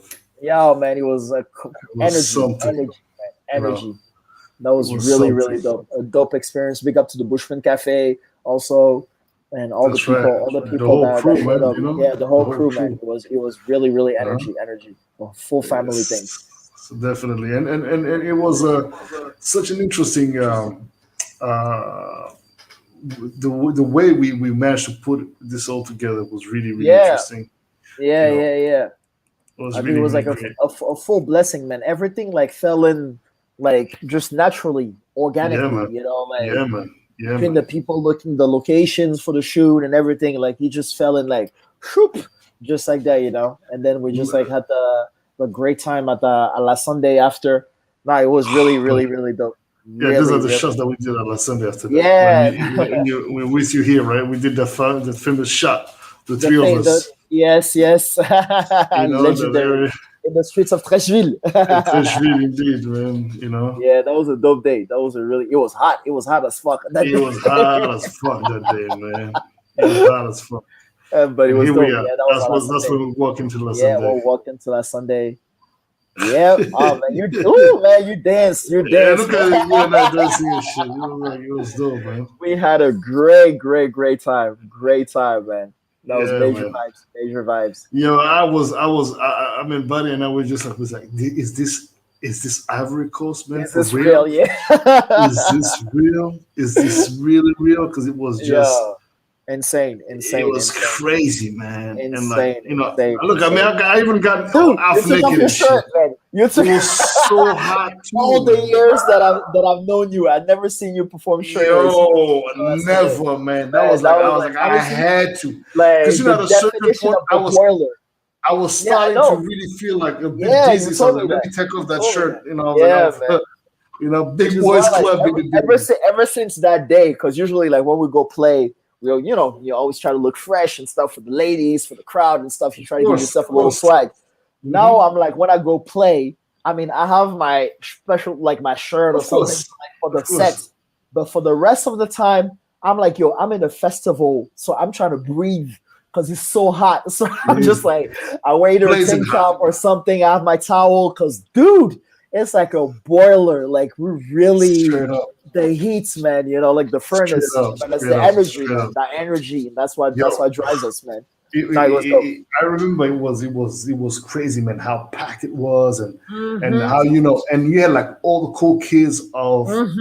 Mm-hmm. Mm-hmm. Abidjan in the same room, like from the Mm-hmm. rappers to the coupé décalé artists Everybody, to everybody. everybody, man. Everybody, the who's who of Abidjan was there. I Like, think like you know, the key thing of the event, and that's what changed like the whole dynamic and stuff of Abidjan parties, is that we were really like among the first ones to come with that come as you are mentality. You know, we hmm open to everybody.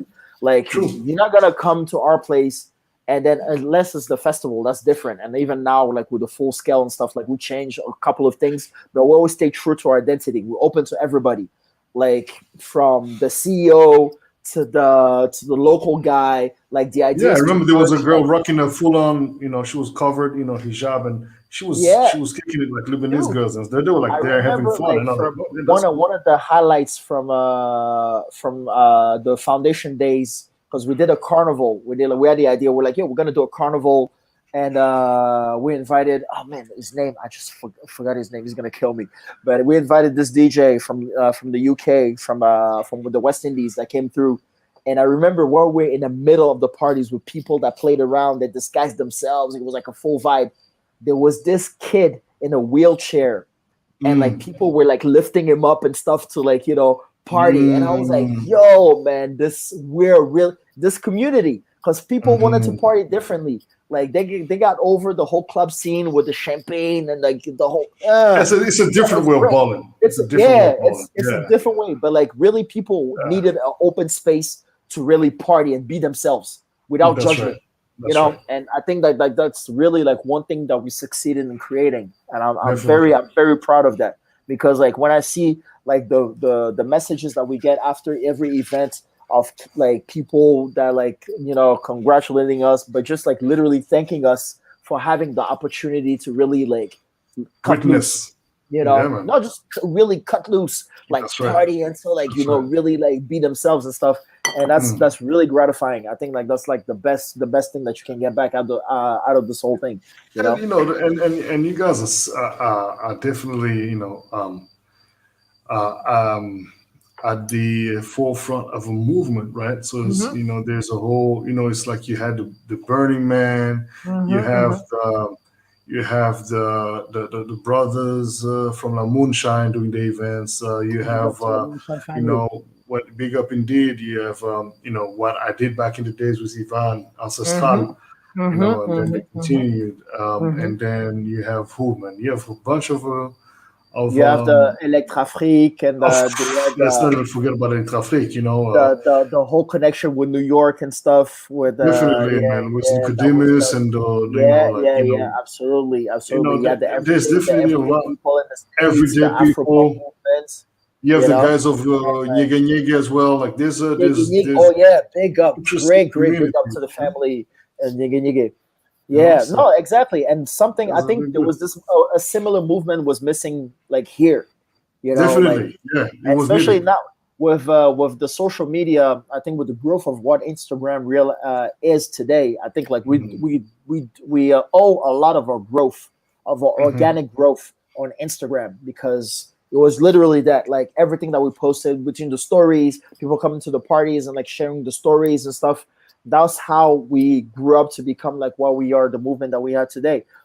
And people really needed that. They were like they traveling, because we have a lot of True. people from the diaspora that study abroad or that work abroad or that come back home and stuff for the holidays, and they see this Yeah, thing and they're not like, what, dude, I was just at Notting Hill Festival in London, and I come back home and I see that there's something similar going on over here. Or I was in Afropunk in the States, and I come back home and I see there's exactement. something I faut similar pas here. tout ça. And Ouais. it just like boom, boom, boom, boom, boom, boom, boom, exploded and You, became you like have a what it you is have a today. you have a strong community, like the Mm-hmm, community, and it's an international one mm-hmm, by now. So mm-hmm. it's like there's a responsibility that comes with that as well. It's like, okay, Exactly, cool, exactly, you because it's you know about like how you identify yourself. Like how because for Yeah. us, as much as we are multicultural and we open the gates to like the whole multicultural like color of the diaspora, we cannot forget that it's an Ivorian movement. You know, Hmm. we owe a responsibility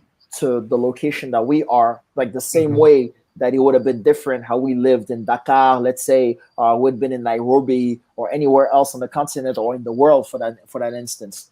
So we always acknowledge that fact, and I think we even helped a whole bunch of artists really shine to the world because we had like such an exposure to Yeah. the planet that it became a platform now for all these young artists to come in and like really share the stage. Like we became more like instead of like a full DJ showcase to like a full on like sound system, but like Hmm. massively Right. scaled. You know, Hmm. like a lot of kids today, like the French the Ivorian hip hop scene, the rap ivoire scene is fully booming to take over the coupé décalé. And a lot Hmm. of these kids today that are superstars started off like on our scene because we gave them a shot, you know. That's what it is. DJ Arafat, I will never forget it because like at first we're like, yeah, we RIP. didn't want to necessarily to push in like coupé décalé, we wanted to do something different. But I will never forget the first time we play JC Mijeka at La Sunday. It was actually at the garage, No, I'm and we also the CC. played it, and there were about it was even to the streets by the gates to the streets. We cut the intro, and everybody was singing that. Like Mm-mm. we saw that people posted it. He saw it. He posted on his page, and ever since that day, he came in. So like he did a couple of last Sundays, not as a Mm. performer, but just he came in as himself to see Mm. like how he was and stuff. The And vibe. I'm really happy that we've been able to pay him tribute for the Mm. man that he was before he actually left. You know, Yeah. like the time by the RIP. time I think the last time he came to last Sunday. No, not the one before. It was at the fest at Donvaï. We Mm. went back to La Fondation Donvaï and we played the track, and he was sitting there. He came in like as the bad boy that he is. He Mhm. jumped in and he actually sat on one of the speakers, and he was just filming to see like all the people, the love that they had for him. And Yeah. like I seen Beautiful. like you, we had our security people, we had our staff, like people rushing. It was like our Michael Jackson, you know, like our Yeah, icon, yeah. I and they mean, just come on. wanted to Arafat be was like an in icon. contact with him and stuff. No, it was beautiful. It was something very, very beautiful and stuff. I'm happy that we Mhm. have these moments and stuff that with him before he actually left. So yeah, no, it became like a full in. Like we came in and Mhm. we had the world. By the time like we had that growth in the 2019 to coming Mhm. at the end of the year, we're like, yo, listen, let's do a festival, man. The Yeah, idea, like at that point, we're like really our slogan, putting Abidjan on the map. You that's know, right. That's right. And when you guys did everybody very talked well. about like everything that was going on across the world, I mean, everybody was talking. Abidjan Everybody had was to be talking there. about Abidjan. Yeah, man. Yo, I had a friend. I remember like I went to eat at the Mhm. Bushman, and she had just came in from a travel and stuff. She was in New Zealand, and she was like, "Yo, man, I was in New Zealand. They're talking about you guys and stuff over there." And I'm thinking to myself, I'm like, "Who the New hell do I Zealand. know in New Zealand to have last Sunday reach all the way across the globe and stuff?" No, it Mhm. became a global phenomenon. You know, like the press started covering us, the international press, Yeah, you everybody. had great paper covering you guys. Yeah. Yeah. We had and thank you to all the people that really like spoke about us and stuff like from online media to social media to actual press to TV coverage and stuff. And you had We us, Buddy and I, talking about you guys and putting you Yeah, on the man. map No, as well hey, with Virgil Abloh. great, Don't play big yourself ups. now. Yeah, dude. Thank you so much, man. You know? We can never thank Thanks you to guys you guys as enough. well.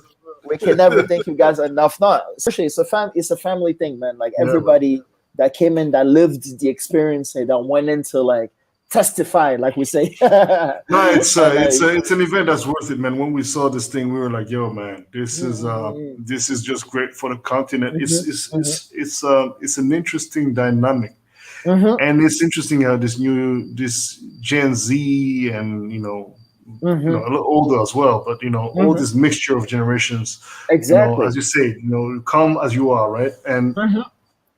this truly is an interesting take on uh, how this generation probably look at Pan-Africanism in the 21st century. Exactly. You know, Exactly. and, Because and you the can see that globally. From you guys in yeah, Ascende, from Elite Afrique in Dakar exactly. to Nyege Nyege to all these It's big about like events. really we are even for those that haven't had the chance to travel, we are internationally connected worlds. You know, Absolutely. like you're on social media, you're connected to somebody like all across the globe and stuff. But within that, there's a huge challenge, especially in our day and age, the 2.0 age of social media and everything and stuff. It's Mm-hmm. about like how you identify yourself. And Mm-hmm. a huge challenge today is us as young modern Africans as who are we? Like we're Mm-hmm. sort of like between two worlds. We want to be westernized. We're like we have all the new technology, the new gadgets, the new phones, and the swag and everything by all these brands. At the same time, we have our origins and our roots in Africa that we know little about because the transmission wasn't necessarily done with our family and stuff for X Yeah. or Y reason. So today we come back and we have this knowledge that we're like, okay, we're in this place. Over there, we're foreigners. Mm-hmm. Back home, we're foreigners because we don't necessarily match in with everybody, but we Mm-hmm. know our place. So it's now to re-identify ourselves to what it is to be African. What it is to be this new African. It's cool to be African today and listen to punk rock. At the time, it Mm-hmm. wasn't. You know what I'm saying? Like, Yeah. so like it's just like what it is with you. Are you proud of who you are?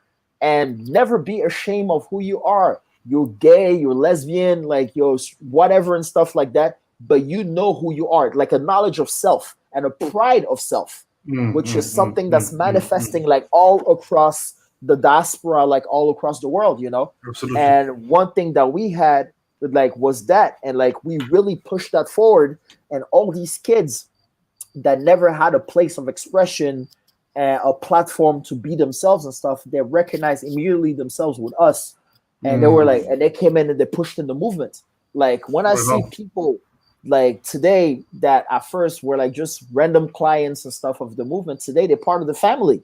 Like Mm-hmm. I know them as like literally part of the family. And like you Mm-hmm. say, like the transmission thing, today we have a new generation of young kids that follow us that start doing events, like different type of events. They'll start learning how to Yeah, DJ. man. They'll start doing all these things, and like okay, like we're like okay, this is what we're striving to do. You know, like we're really that movement is literally taking place. You know, really like on the like creating something. You know, it's beautiful. It's really really beautiful. Talking about transmission and pushing Mhm. forward the legacy. Talk to us about Bountiful Creative Studio. What's that about, and what are you guys So, doing with that? Bountiful Creative Studio initially, by the time we were at the Fondation d'Envahi, basically the foundation has had a lounge, and Okay. we want to Madame Donvay, our godmother, Mm. who so generously gave us the space. So initially we made that as our office because we needed a place to like as an office to sit there and work, you know, Mm-hmm. create our ideas, he like meet up and stuff and like really brainstorm about like the brand and what it is, where we want to try to take the brand. So we went from that Mm-hmm. to be like, oh, listen, we have this place and stuff. Let's try to create like a creative space where creatives can meet Mm-hmm. and actually work and create ideas and stuff like to make this movement grow. It's not necessarily about us, but more about like the development of this creative scene that we're doing here. And Mm-hmm.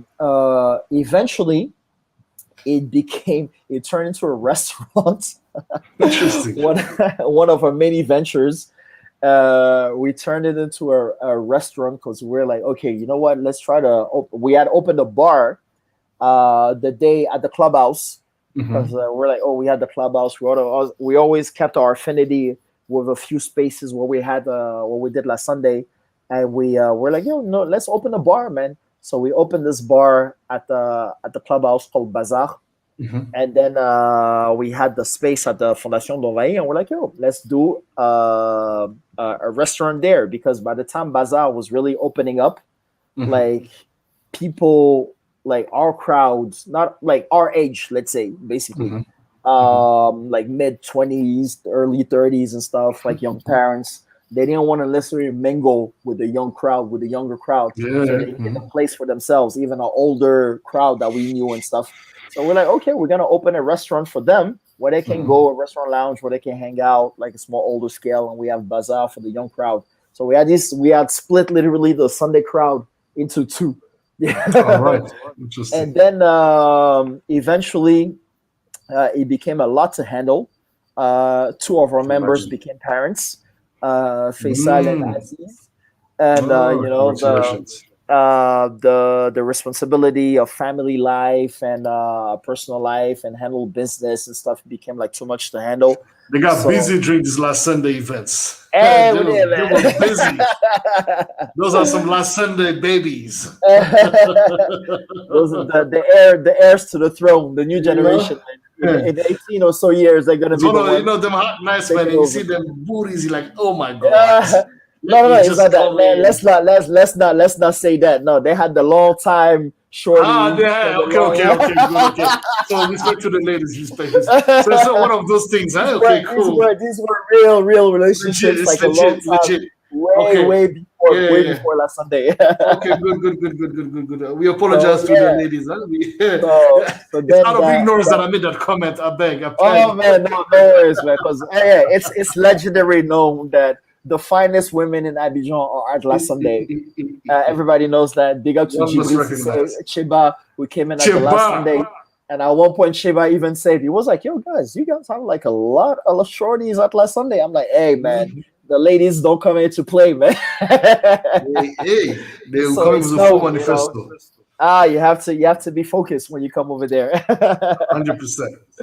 So yeah, so we did eventually we let go of the bar, we let go of the restaurant, but Bandofool stayed as like the staple organizing like everything. We needed like something above last Sunday to really like organize like Yeah. everything, you know, cater to make sure, because we had reached a certain scale. We're trying to talk now to certain like not companies, but like structures and stuff, and we need to like structure ourselves like professionally instead of just like coming in and be like, yo, we're organizing a party, you know. Yeah, you So had to come in band here of with a full, yeah. exactly, so band of food became that structure to really like go and like organizing our team of photographers, graphics, like if we had to do like sponsoring or partnership like deals and stuff like that Proposal and was, stuff. yeah, Yeah. exactly, that's what we did. So now there we have a full-fledged office with a team of young, like really talented individuals and stuff that work with that.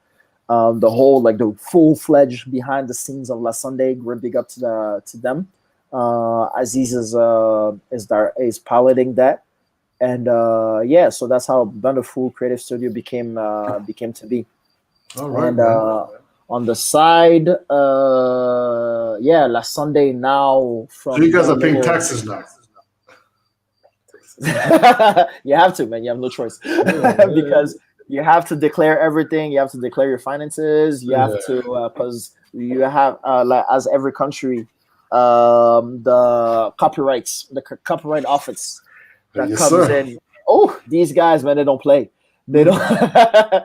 They really don't play. So they come in every now and then and stuff to like make sure that you know everything, that the music that we're playing and stuff, like all the artists. But are they paying that money back to the artists? Because them guys are very good to come take the money, but then they don't give it to the artists.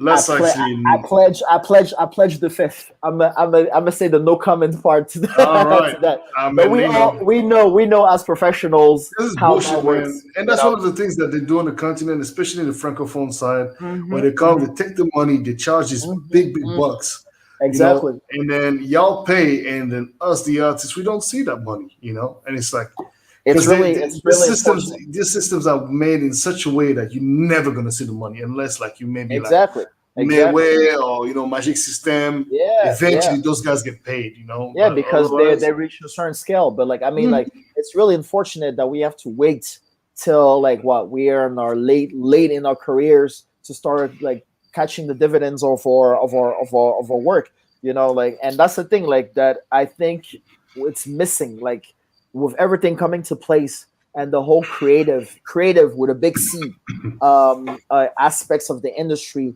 developing now here. Like I think that's the second part of it that should really come in without, like, let it be the labels, let it be having the artists like touching the dues for copyrights for the rights and stuff, and this a Yeah. full fledged education that people need to have. Let it be in schooling, like when people go to school in communications or media and stuff. That's one part that's key. They need to load that aspect of the industry, because I see a lot of artists here that have these amazing careers. Yeah. Everybody talks about them, and then like tomorrow you're gonna hear out of nowhere this guy's sick and barely has any money to, like, you know, go Guys to the messed the fuck hospital or up, man. something. And you're like, yo, what the fuck, man? Like this Yeah. guy, I just saw him, like, you know, he was balling all over the place, buying the champagne, blah blah, because the industry is set up in a way where the artists don't fully like benefit from their work, you know. But it's So not necessarily the industry, it's because artists also don't know how to handle their yeah, business. but that's what I'm And saying. they And like don't know, like they don't it know the comes from amount of work that, education. yeah. It comes It from comes from education. education, yeah. I Did you think know there's a that key. go ahead. Yeah, there's a key aspect to it. Like one of my dreams, for instance, like a project that I want to do Mhm. is to open a school, like a full-fledged school of media, the not media and music and stuff, that shows you all the scopes of the thing. Let it be from like what we do today with the DJ Academy and teaching kids how to DJ, and the professional aspect of things, to the behind the scenes, to like, okay, how to look for management, how to distribute your music, how to work with licensing, how to, like, all these things that you need to know in order for yourself to really have a full-fledged career, not necessarily internationally, even locally, but at least to be protected and know Mhm. that tomorrow when you eventually retire or something, because you're not going to do this thing your whole life, you know, Mhm. but if something happens, at least you know that you can live off your craft, because that's the thing. Actually, we're all doing this thing because we want to live off of that. Like, nobody, you don't want to wake up one day and be like, yo man, I did all this thing, like spent all these years for nothing, and today you have to go knock at your cousin's door or something to be like, yo, help me out because I'm sick or this and stuff. It's ridiculous, man. It's Especially crazy. here, like in Western Africa, man. Like the amount of stories that you hear, you're just like, yo man, this shit is ridiculous. Like, things need to change, you know. It's It's unacceptable. education. It's Like the appalling. the the, the managers that like don't even know what managing is. Like They the don't idea even of know. like They're managing, just there they're just and like self-appointed the title, because they're managers. They get to chill with the entourage, like, yo, Mhm. go to the parties, chill with the ladies and stuff, but they don't necessarily know what it is to manage an artist, They like don't. carry your artist to like really do the right choices, do this, do that and stuff. And like, yeah, it's really, it's like something like a full cancer, that really like plagues a lot of like artists here, that enables like us to really blow up as like a full-fledged international scene. You know, like you say, you mentioned the Mayways, the Magic System. They were the ones that got lucky enough to really like blow up and become the artists that they are today, from the Alphas, the TK Jazz and everything. But for the rest, Well, I even mean, from, you guys like Serge Benoit, Arafat, I mean, if they're smart enough and they handle their business yeah, well, no, or thank maybe God. Philippe, if Thank those God. guys handle their business well, I think they're making some money via royalties and publishing, maybe. Hmm. But a lot of the rest, I mean, I don't know, man. Maybe Hmm. the new kids, the Rapivois No, generation, the new kids, they're because more in tune, I think. with the development, the shift, the whole dynamic shift, with Rapivoire now becoming this machine, Mm. a lot of international labels starting paying attention Yeah, Universal to Music, what was yeah. going on. Like Universal came over here, Sony's here, Hmm. Def Jam is also here, Def Jam Africa through their Nigerian office. And Hmm. yeah, we have to give a big props to, when props is due to Nigeria, with what they did with the whole Afrobeat scene and stuff. Yeah, So yeah, yeah. all these like labels came through, and they started like really paying attention to what it is that was going on. So Hmm. all these new signees, from the rap ivoire scene, even a Hmm. few coupé décalé acts and stuff, now have proper management. because like now these big machines are behind them to work on their image, on their artistic development, and it was much needed. And But now, yeah, that comes with also them, of okay, now course, they're more structured, but they're still getting the short hand of the stick, which of is like, course, of course, of course. but I guess it's better than nothing, but Yeah, yeah. I mean, the way I look at it, like, I mean, from I have a really anarchist like point of view, like, yeah, fuck the system and everything, but Mm, like it's baby steps, like we spend all this time and stuff. Like by the time the Universals and the Def Jams were doing their shits back in the '90s, with being the machines that they were, we weren't even like doing anything. We're doing like amateur clips over here. We had like a very few artists that were doing like with a hookup of friends doing international careers. But now that you have these international machines that are here, people are gonna start like understanding a little bit more. Like it's about realities, man. Like I mean, we're brand new. We just like brand new on the scene. So with little time, I think in a couple of years, things are gonna be a little more structured. A lot more people are gonna start going to school for it because I mhm. truly believe every time my thing is key. Education is key. Like go to school, learn the tricks of the trade. It takes time. Come in like from the little You interns mean that gonna school? grow Or up. you mean the school of life or the school of music, as in Both, both, being fucked both. up or learning from being fucked up? Listen, like when yeah, it's important. Like, that's key too. When I first came in and I was actually like knocking on every door and stuff, I went Mhm. to meet up with François Cognon, may he rest in peace, Yeah, who rest is in the peace. founder of Yes.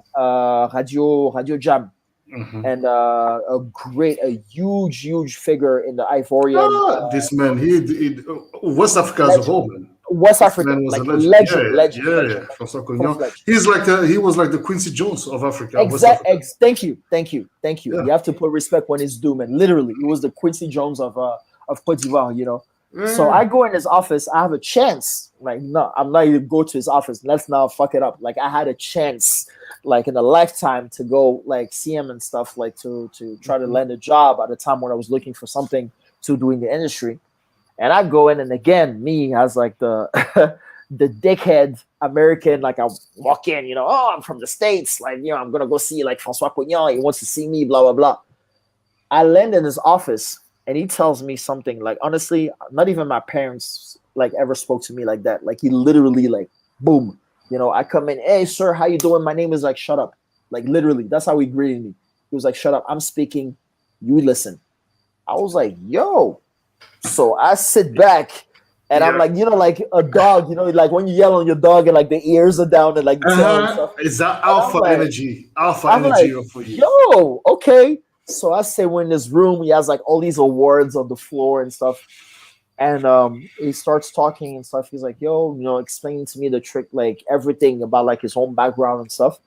And he told me something that was like on his day that stayed in my mind to this day. It was like, okay, I can see you're hungry. I can see you talented and stuff. Like, you have two options. I can give you option one. I just throw you in any studio out there. You start off as a coffee guy to, just do the things like, the typical way. You become an intern, you become a sound guy, and then you learn the tricks of the trade to become the man that you want to do.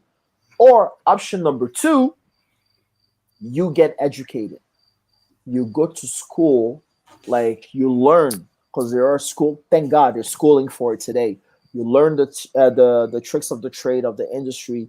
It takes time, it takes a lot of time, because it's not just like one specific course that you take. It's a whole bunch of courses to Mhm. learn what it is about, like how the industry works. And by Mhm. the time you come back, you're so well educated and so well prepped that what it is that you said, people, when you is proper phrasing was, when you say A, everybody listen. There's no B. Nobody can say B, because your A is the A, is the truth.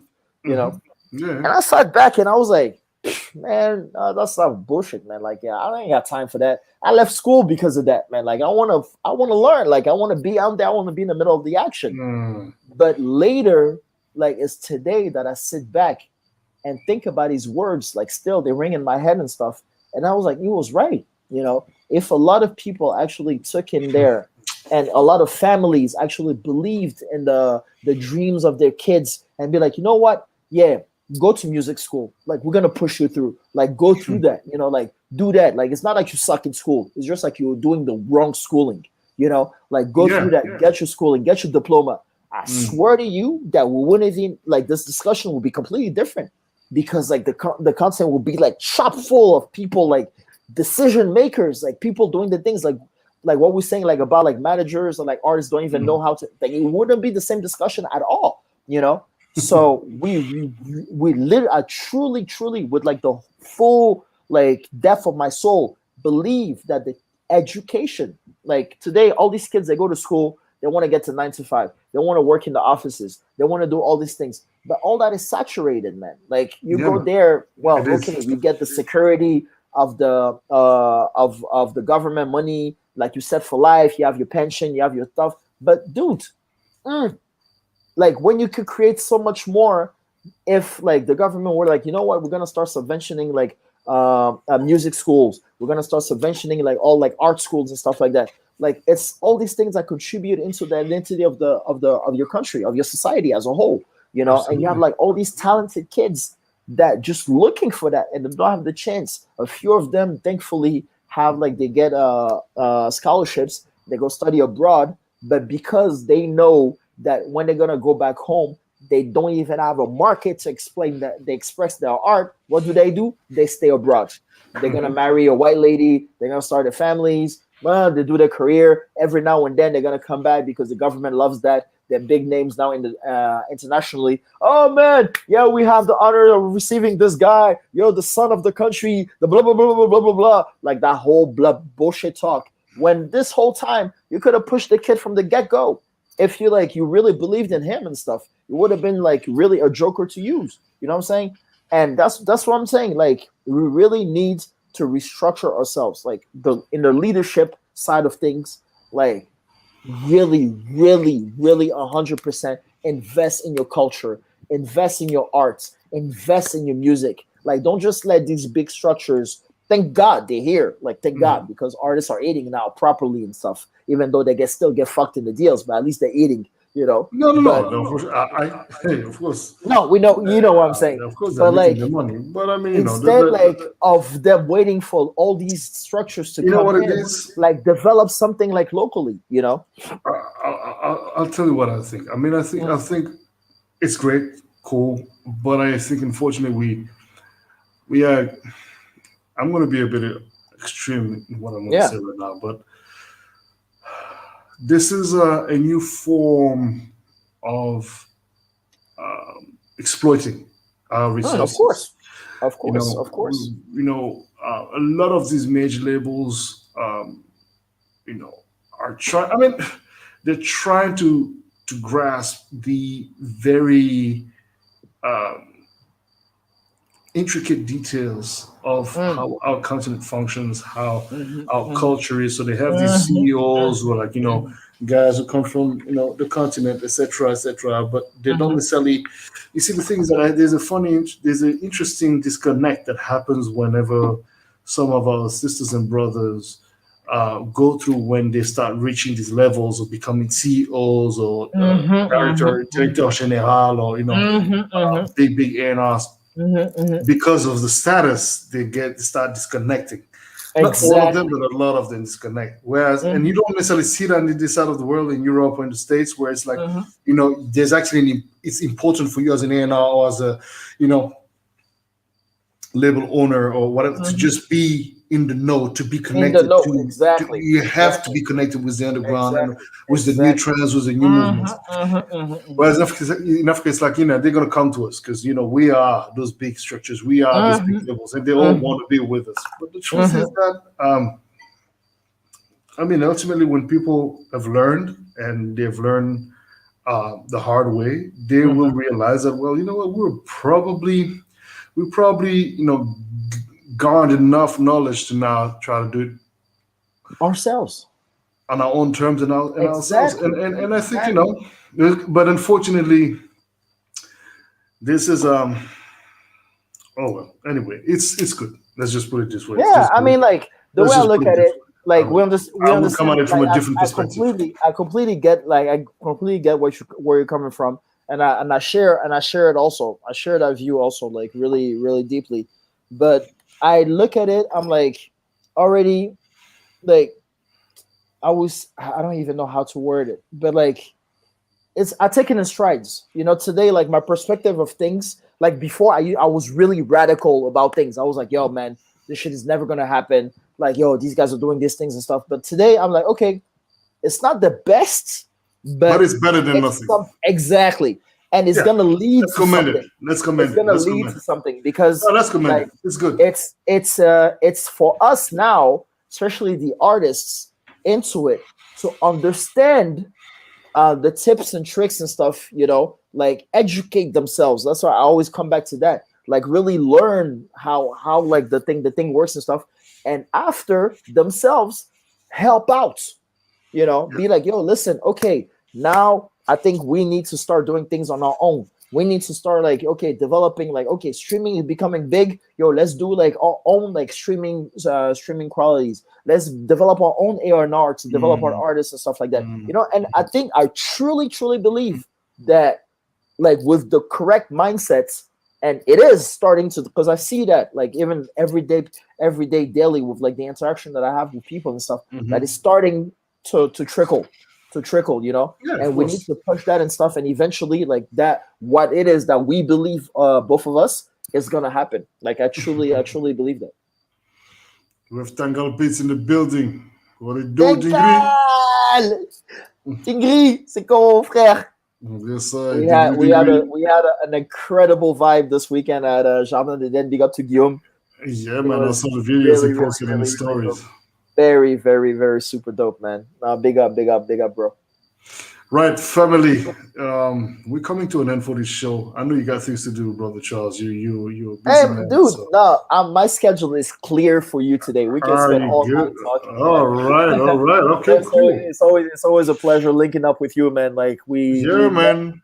we're always like busy running all over the place and stuff, but like it's always good to sit here and like, you know, sit down together and like conversate and talk. I Yeah, remember like the first time we linked up, it was at the Bushman. Like yeah. Bushman was closing. We're on the terrace. We're just like redoing the world, talking Yes, sir. about Interesting, about right? everything and stuff. So yeah, no, it's always a pleasure, man. Like But it's always, always. also what you're saying is true because there's a necessity to humble yourself when you meet Mm, someone, whatever the person, whoever that of person is, course, of course, whatever the age of that person. It's of just be course, of humble course. and just learn, Hmm. because just because people, like, I see that a lot with people you look up to. There's a Hmm. tendency, even though they know a lot, Hmm. it doesn't mean they know everything. They surely don't Exactly, know everything, exactly. but they know a lot. And Hmm. so there's a tendency for a lot of these folks to eventually sort of like abuse of their position Hmm. and abuse of the sort of like admiration that one has for them, right? Yeah, yeah. And for me, I've always kind of felt like my admiration will always be intact for some of my heroes and even guys Hmm. that not, and some of my heroes are not even like super known, like they're Hmm. just Hmm. the Of most course, regular of person course, you of course, you, of you course, know of, of but it's course. just like I've always been raised to always be close to the people, Of always course, of keep course. myself humble and in check Hmm. because Hmm. you know um the person who's cleaning the streets can teach you something about something. Absolutely, Anyone can teach you something, and it's absolutely, like, and bro. some strategies of work even can be applied. Like, for example, if you look at some of Absolutely. those, how some of the way those young K are doing business in the streets, they Hmm. Hmm. us. Like, Yeah, if yeah. you see the way they move, if you just take Hmm. a moment, you just observe the And way they look. move, you're like, Mm-mm. shit, let me apply that shit to my business. Exactly, You exactly. know? And I think this is something, talking about the music industry, Mm. I think there's something interesting about the way, our industry in Africa is evolving, Hmm. but at the same time, still very much Mm.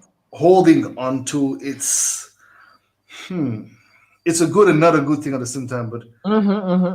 bad habits, or I would Yep. say Yep. old Yep. Yep. habits, not bad habits, Mm-hmm, but mm-hmm. old habits can be Old bad or habits. good. It depends. Mm-hmm. Mm-hmm. And it's like, there's this mentality of like, yeah, I'm making the money still, but let me go see this big boss and ask him for extra bank so that, but you're already making bank. You're like, You're oh, already making like bank. how What do you about, need how more? about, oh, well, I mean, the thing is that you always need more money because your lifestyle, obviously, Yeah, as of you know, course. Of course. Of evolves, right? But course. it's like, like I was having this conversation with a gentleman when I was there, Mm. very influential businessman when I was in Abidjan, Mm-hmm. and I was like, yo, but we have we are the continent where we have the most cyber attacks. Mm-hmm. Well, some of the most cyber attacks that happened is in the world were on the Mm-hmm. African continent in the year Mm-hmm. 2020, Mm-hmm. right? Imagine if we use all this know-how and all this knowledge, you know, for something better than just trying to Mm-hmm. hack into somebody's account Exactly. or some dumb shit like Exactly. that, Exactly. and Exactly. and made available Mm-hmm. access to a better, you know, balance of a better access to wealth. Mm-hmm. Mm-hmm. Whatever that means, Mm-hmm. Mm-hmm. it would be a great sign of progress. And on top of that, we might see a little less criminality, a little Of less. I'm not course. saying we Of won't see course. any, we will see Of some, but course. Of you know, course. No, because it's about distribution. If criminality exists, is because this is disparity of wealth. Because we know that there's a lot of people that have access to wealth that don't mhm, redistribute it, and we see the lifestyle, we see the way they live and stuff. I mean, mhm, let's not lie to each other. We're in Africa. Like, I mean, as much as we don't want to be like your portray as the poor belly, the big belly with the flies, there's poverty. There's like there social is disparity and stuff, like serious serious poverty. disparity, You know what I'm saying? serious, I mean, like even me serious. moving back home to the country at the time, because I did some work in media before, like really diving in full fledged as a DJ, and I had a chance to travel inside the country. And like you always have this idea, oh man, Abidjan's the future. You have these things, you have this blah Hmm. blah, and Hmm. then you leave Abidjan, and you're like, what the fuck? You feel like you travel to pre-colonial times.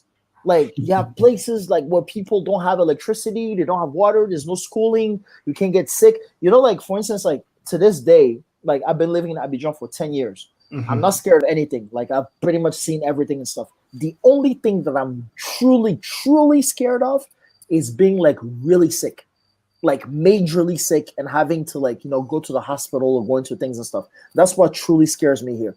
Because if you don't have the means personally to be able to, You're gonna die. that's it. Yeah. We have the greatest rapper, one of the greatest rappers from Abidjan. His name is Almighty. May he rest in peace. Like I grew up to his music and stuff. There was Almighty and Stazo at the time in the 90s. I'm talking about like 94, like the really Hmm. when like Ivorian rap was like really taking off.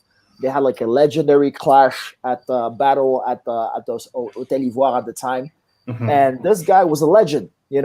But he never really blew up internationally. He never had an international career, but he stayed true. He was like a true roots guy and stuff. Mm. When I moved back, I think early in the years when I moved back, he got sick and he died. The last images that I have of Almighty is him at a public hospital on a piece of cardboard. He died of malaria. How like the most randomest thing that can kill us, malaria. We all get malaria every time and stuff, but we don't even fully grasp how dangerous it is and how lethal it is and how little we have to really take care of ourselves. You know what I'm saying?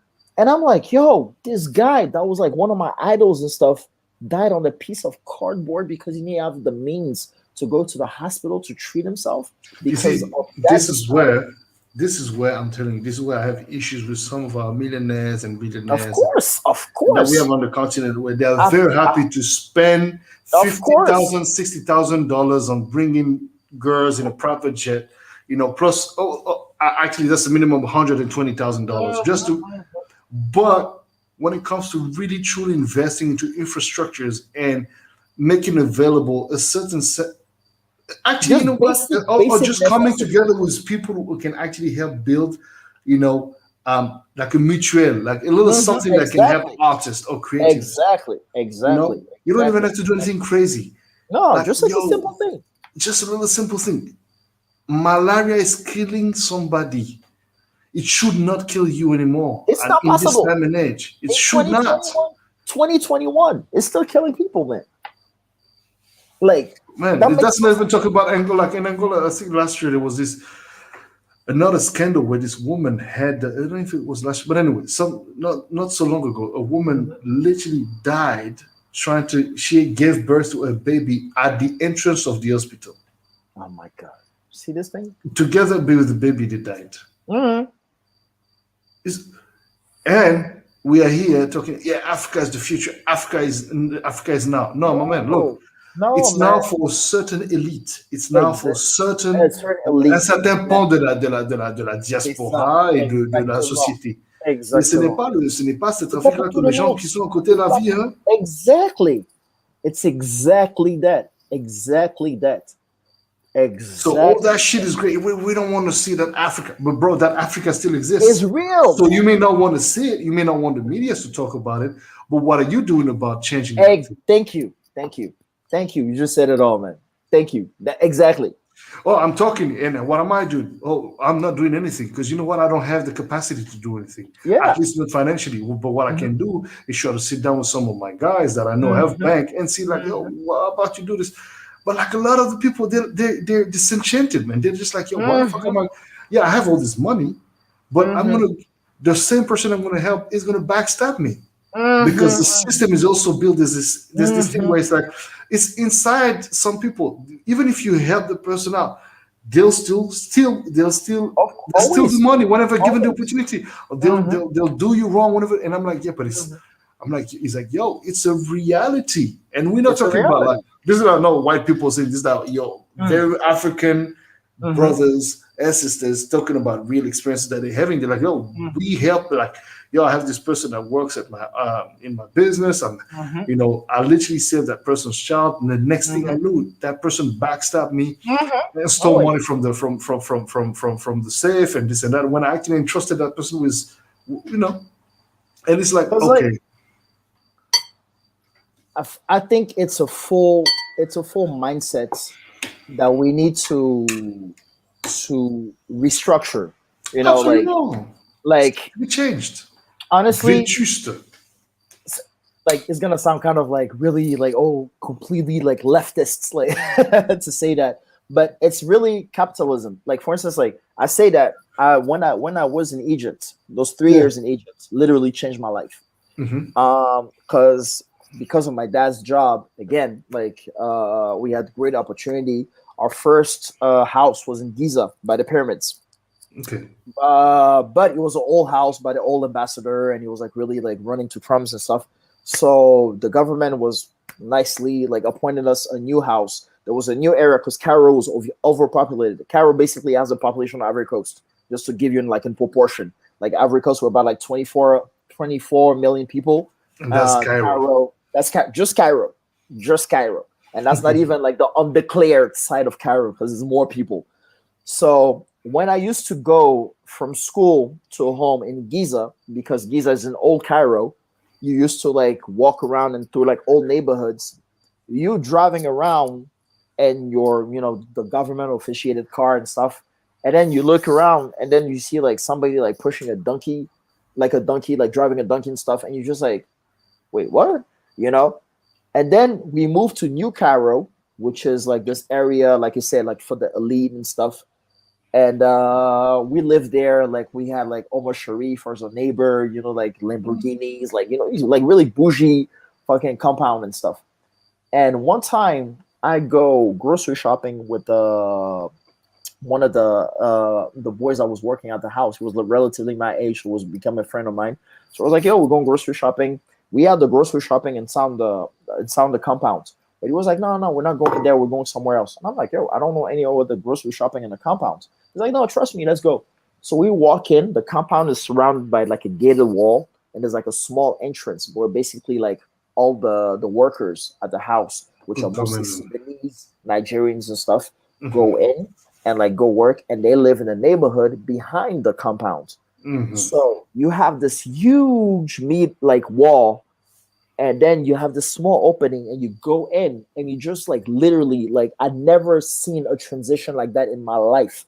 Like you go from extreme wealth to extreme poverty. There's no like middle, as in like No. transition. No, no, no, no, no, no. It's just like night to the like straight up. And I see that, and I'm like, what? Like, what the hell? What the hell is going on? And it messed me up like really like fully. And a little after, between like everything, like the Arab Spring was in full swing, Tunisia was in it, Algeria was in it, like all these countries and stuff.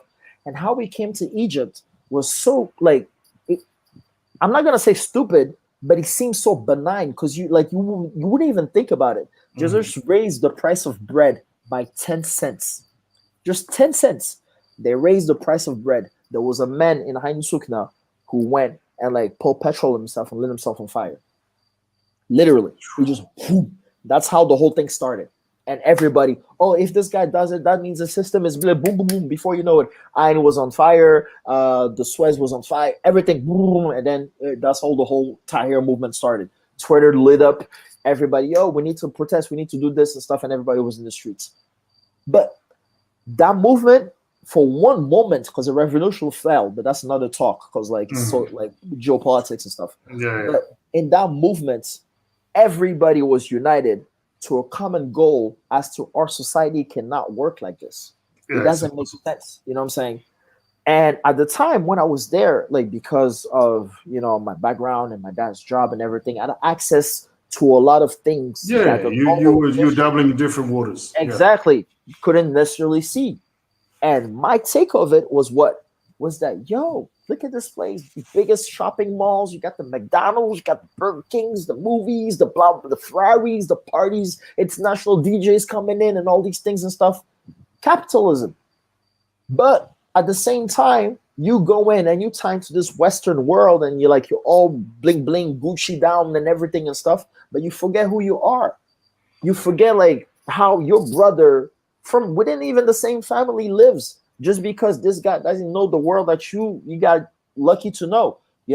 So when Yeah. the I was working there, I was in the revolution, I was talking to all these guys and stuff, moved back home, and I see, because we had our own crisis ourselves and stuff, and like we're in the shape of rebuilding the whole like Ivorian society from the 90s with Ufwe, that was the golden years, to the crisis, the first coup d'etat, to this and blah blah blah, to Mhm. reaching that key Yeah. point in those past 10 years after the crisis and stuff. And I see the country like because I grew up in late 80s, early 90s here and stuff.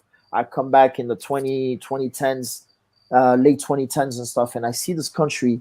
I'm like, okay, boom, boom, boom, boom, boom. We open a Burger King. Oh, we have this. Oh, we have a shopping mall. Oh, we have movie theaters. Oh, we have this, that opening up this. I see these guys. And I'm like, great. The country is developing. That I'm fucking happy for it.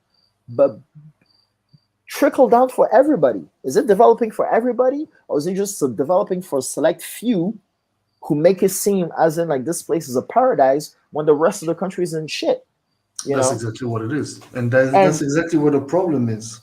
I mean, exactly. it's a great thing, but the problem is that because it's not well, and you see, this is the issue because a lot of these people they send their kids abroad to study Mhm, abroad. Those kids mhm, eventually come back, study, I mean, work for big corporate mhm, companies, mhm, mhm. etc. So it's a self-fulfilled prophecy where it's like Exactly. And everybody's it's like a within the vicious same thing. circle that just stays like this, You you feel me? know? Where it's like, okay, oh, this is the thing, right? And at the same time, there are people who have the a little means or a Yeah, little the bit of will. money, and Yeah. they have the will and they're trying. But Mhm, and as they try, you have the people. I don't know if it's out of resentment or if it's out of whatever it mhm, is, or if it's mhm, just mhm, intrinsically inside the system, where it's mhm, like, you know what? Let me fuck this person over. But bro, mhm. that person is literally trying to give you the tools so that you can go fish for yourself. Exactly. But then you're Exactly. gonna go and burn down that very aye, boss. Yeah, That's sure. not I how said we get things done. no, It's it's fucking like software. it's probably the biggest paradox in life for me, because like you said, you have this guy that had this Mhm. chance to had opportunities and stuff. Thankfully there are those that exist and stuff, because as much Yeah, as we it's not talk of about the course, c'est pas system, tout le monde. Ouais, il y a des gens quand même qui sont là, qui ont la bonne volonté Très d'essayer. bien. Si. Le gars, il va venir avec toute sa volonté, tout le truc, il va venir, il va essayer de monter un super projet, tout quoi, pour aider le gars. Celui qui va recevoir, là, par jalousie, par simple jalousie, alors que là, vraiment, tu as une opportunité de créer quelque chose, de tisser un véritable pont et de monter un meilleur futur pour toi-même, tes enfants, les générations futures. Non, non, non. Toi, qu'est-ce que tu vas faire? Tu vas te dire, non, lui, là, il a plus d'argent que moi. Donc, moi, je vais essayer de le gâter.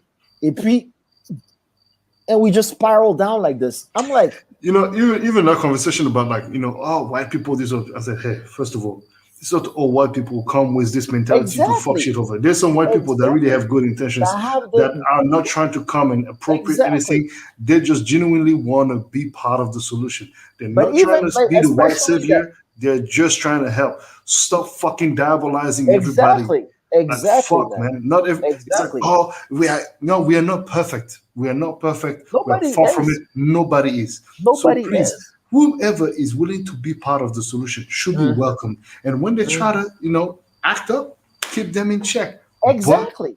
fucking welcome people and stop Welcome like, people. non mais And tu vois, c'est de mentalité, especially c'est parce que, en terrible fait, là. ce qui me fait mal à ça, c'est que, comme tu dis là, the whole, like, yo, the whites and blah, blah, this, it's scapegoating because even ourselves, like, we're so hostile to each other. Like, we're Mad. brothers. Même Mad. peau, on a la même peau, même sang là. Mais entre nous-mêmes là, on s'aime pas. We don't even like each other. Now you're talking about mempo. Imagine now me, somebody with my mix. Ah, My father was mixed race. My mother is white. mhm. Ooh, les grattés là, on les appelle C'est ça, les grattés. in Ouais. South Africa they call us yellow bone or whatever. It's like, Mhm. but yet I identify as black, and I have 15% of my blood that's black, and I was born and Exactly. raised in Central African Republic. Mhm. How am I supposed to be? Now, anyway, when you stop looking for validation, you're okay, and you know exactly how to play your part. Because it's Exactly. like at a certain point, you're like, you know what? I'm not here to prove to you anything. I'm Exactly. just gonna do what I do, To do what I can. and hopefully you see Mhm. what I'm trying to do. Mhm. And either you jump um, on board, and Mhm. we take this journey together for a little while, or you know what? Yeah, someone else will. But Someone else you, will. At the I, end of the day, I'm gonna do me. I, Yeah. and this is where, for example, you see a lot of people that come in, and like I'll say artists that are from the continent. Mhm. You know, they, and no matter where in the African continent, like, Mhm. overall, they blow up in Europe, or in the western part of the world, and all of a sudden there's this entitlement, Mm. and vice versa for Mhm. also Mhm. for the diaspora blowing up Mhm. here, Mhm. going back Mhm. on the continent. Mhm. There's this entitlement. It's like, I need a private jet now. I need X millions of Mhm. CFA to be performing at this place. Mhm. Mhm. And then they end up only performing for the presidents or for some private. Mhm. They'll go private, Exactly. which I understand. Like, we've Mhm. done it. I've also done private events for super Mhm. VIPs. Mhm. But I Mhm. always say, look, I need to be doing an event for the people, Of and course. Of I course. don't care if it's, Mhm. like, I'm probably one of the only guys of my, I was, well, what you want to call it, Caliber. category, which Mhm. technically, yeah, okay. Mhm. The reason, even though I'm that caliber, a lot of the guys from the same caliber I am don't see me as such. But Mhm. again, I'm not looking for their validation Mhm. Of whatsoever, course. Of because, like, course. Of it course. is what it is. Mhm. Mhm. But I'm one of the only guys that, in my caliber or weight category, well, which I should probably say, Mhm. that will take a gig in fucking Niamey, Niger. Mhm. Mhm. Mhm. Oh, Because but these guys won't try to go over there. first of all, and there's no fucking money. But you Mm. know what? I'm looking at it what? As an opening of an Mhm. opportunity. Of I'm course. looking at it as me spreading that sound. And Mhm. if I can use my notoriety or my presence or Mhm. whatever, Mhm. because in those Mhm. countries there are VIPs as well. Of And you course. know what? Don't think of yourself so much that Mm. you are better than anyone. Because as you Mhm. humble yourself and you say, look, Mhm. I humble myself and I come to you, Mhm. I respond positively to invitation. Obviously, the minimum has to be met, terms and Mhm. conditions, of course. Mhm. But as far as the rest, let's make it work. And when you Absolutely. do that, you know what? People are more than ready to meet you halfway. And of course, Of there's going to be course. good and not so good experiences. But Mhm. I think Mhm. that there's a necessity Mhm. to really, like, fucking humble yourself, because at the end No, of the it's day, important. we wear our pants the same way. You don't levitate. dude. You know what I'm saying? Like, if you cut your blood is not gonna pour out like diamond or gold. It's the same red blood. Like, really, because like like there was I had a sociology professor back in college that said something that really struck to my head. It was like, we were studying anthropology with like Egyptology, with like ancient Egypt and like all these pharaohs that had like all these like, oh my god, they were the rulers of the world and blah blah. And I'm like, yo, at the end of the day, okay, you made pyramids and stuff, you made these fancy ass tombs, you got fucking buried with your gold, but you didn't take your gold with you. No, Your you didn't. gold is here, you know what I'm saying? Like, it's just your body It that got you take with stolen. you. Shit. Yeah, it got stolen. It's in museums today that don't even belong to you. You know what I'm saying? So, like, money comes and goes, like travel and stuff. And I'm not saying it's not great. I'm not saying like, okay, let's all live like hippie life. No, of course. I'm just saying though, like, you need a sense of reality. And I feel like, especially in our That's a industry reality. and the way it grows right now, and the way we live in this world of comparison where the image is everything and stuff, which is, it has a double side, and a lot of people start seeing the wrong side of it because they're more like, okay, oh, I need to live to this certain standard. I need to wear this. Oh my god, I cannot like go eat in this restaurant. Like, what am I gonna do? Even like, literally, like, you're a child of the village or something, and you grew up in the village, and then like your parents are gonna come be like, yo, listen, it's like a birthday or something, come play a charity thing. Your kids are gonna love it. You're gonna be like, what am I gonna go do? Play at the village? You see what I'm trying to say? Like, that self entitlement thing that you were explaining about, and it's so like, it's disgusting. It's And, too and, bad that it exists. and again, at the same time, and that's something that I noticed from the diaspora. So there's a thing. So when there's some genuine artists, genuine, people, public figures that will go to the village, that would actually truthfully, meaningfully go there, try to see Mhm, how they can mhm, help, mhm, how they can use their notoriety, their link, their network, etc., to help better maybe some little things, But mhm. it takes several hands to build something, right? It takes Absolutely, several bricks to build a house, and it's absolutely. one by one, right? Mhm, So mhm, as you understand this approach to construction of anything in life, is one step at a time. mhm, Why then? And I've seen that, so for example, Beyonce, Beyonce mhm, is a big controversial topic. Oh my God, mhm, she never mhm, came to Africa. When mhm, she comes, she's, I'm like, oh, recently when she bought that Mercedes with Jay-Z, the mhm, $500,000 or $5 million, whatever the mhm, price of the car mhm. was. But who gives a flying fuck, man? It's their money. They It's their work money. for it. Like, if they They want to, do, if they want to fly to fucking Mars, it's their dude. money. Let them do their shit. You know what I'm They're saying? giving back already. Yeah. Like, oh no, they're not, like, bro. The simple fact that that woman rocked your gear, used your gear, and she's giving you more visibility than you would Absolutely. ever dream in your Absolutely. wildest dreams. Absolutely. But yet you're gonna Absolutely. talk shit about that? Mm. Oh well, I didn't get. What the fuck are you? Why do you feel so entitled, man? But Mhm, we are mhm, in the society of, and Keisha was actually talking about that. We spoke about that very regularly, mhm, and he spoke about it again on the show yesterday. Was that he said it's all about emotions now. There's no more logic. mhm, It's all about mhm. how I Absolutely. feel, and how I feel is more valid than Mhm. the Than logic of the anything. situation that I'm Than observing. anything. Exactly. Exactly. Aïe, Exactly. mon frère, Exactly. tu vois À ça, quel c'est ça. moment? À quel moment on est arrivé là-bas? Mais tout ça là, on va le payer parce que Mais bien sûr. this new generation now with this entitlement where it's like, oh, Mhm, mhm. where kids don't even know what to do if there's no internet. C'est Some ça. kids, at least in this side of the world, if you Mm. don't have internet, I think Ils sont perdus. they're Ils sont losing their complètement mind. perdus. Yeah. Yeah. Why? Because most parents will rely on the Spend app time on on, the on the iPads internet to, now you to know, exactly and of entertain course the kid. the kid's gonna learn something, but it's like Mhm, there's not enough. But also the system is made or is built mhm. in a way that as a parent you barely have time to spend time Time with your now to kids spend because with you your gotta kids. you gotta Mhm, make you gotta make ends meet. mhm, mhm, mhm, mhm.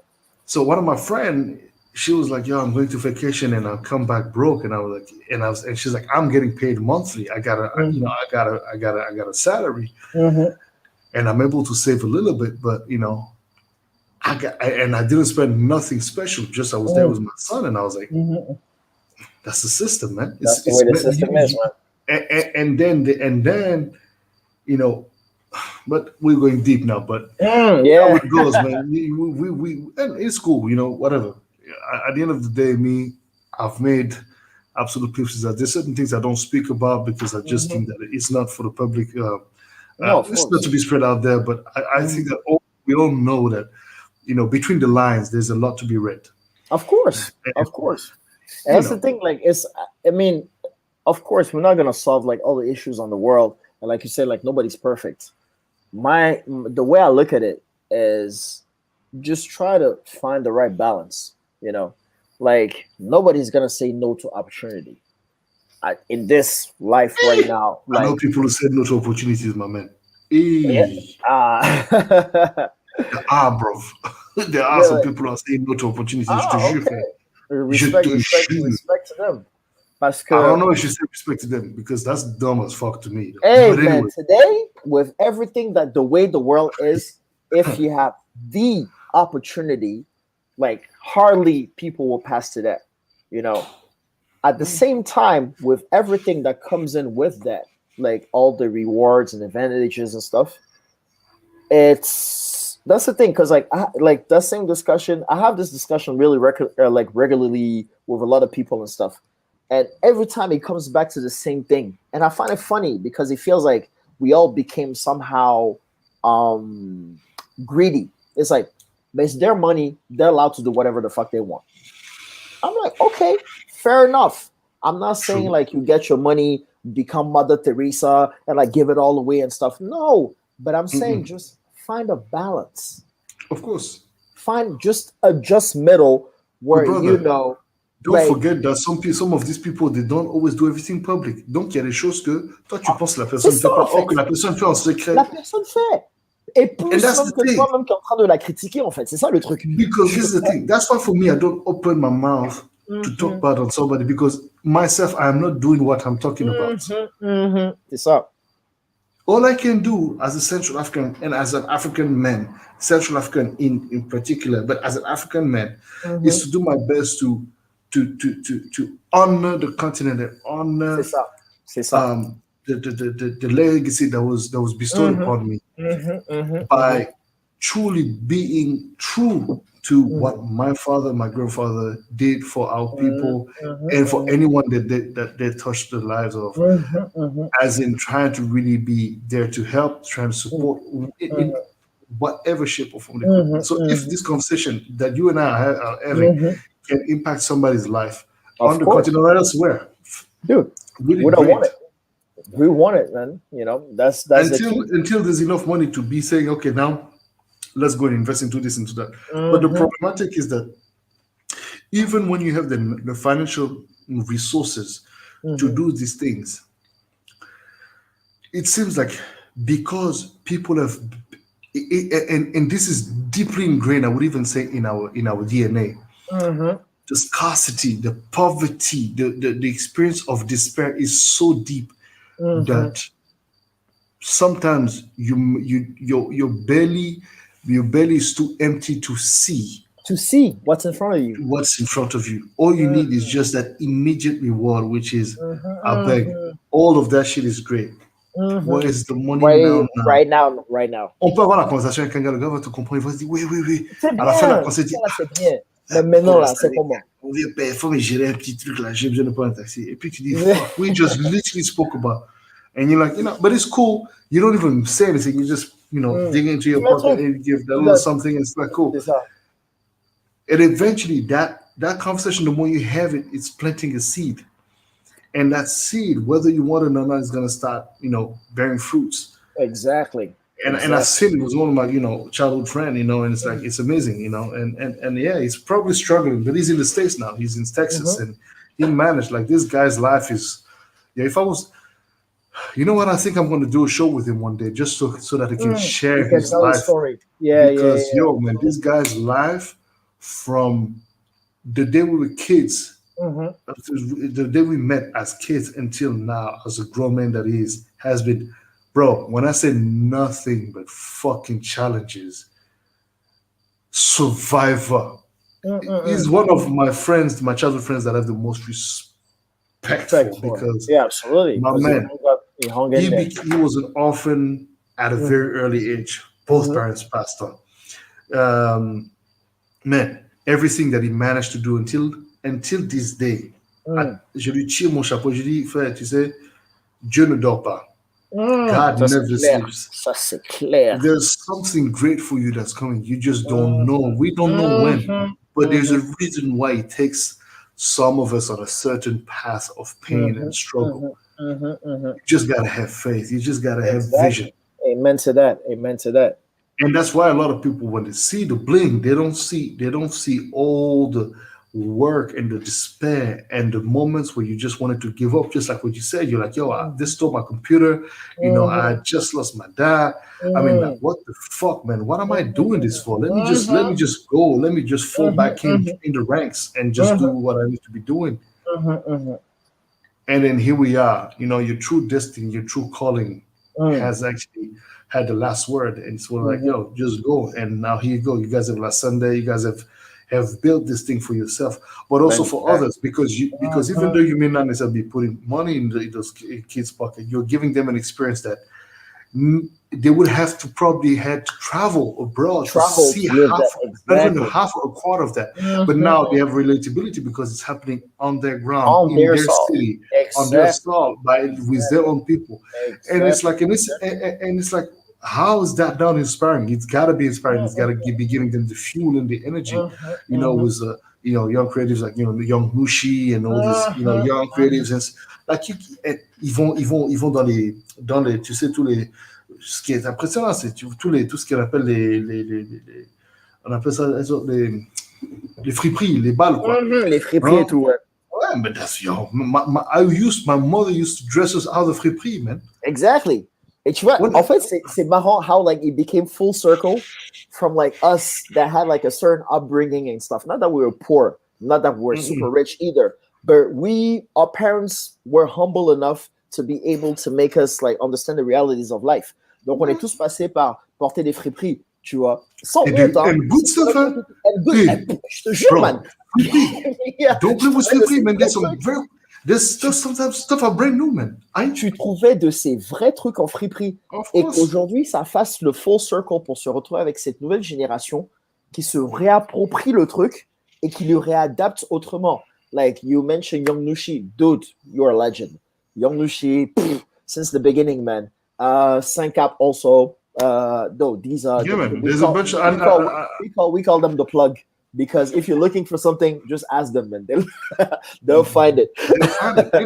But that's a skill and that's a gift, and that comes out of an inspiration drawn from these events, from these gatherings, from looking at what's going on in the States on TV.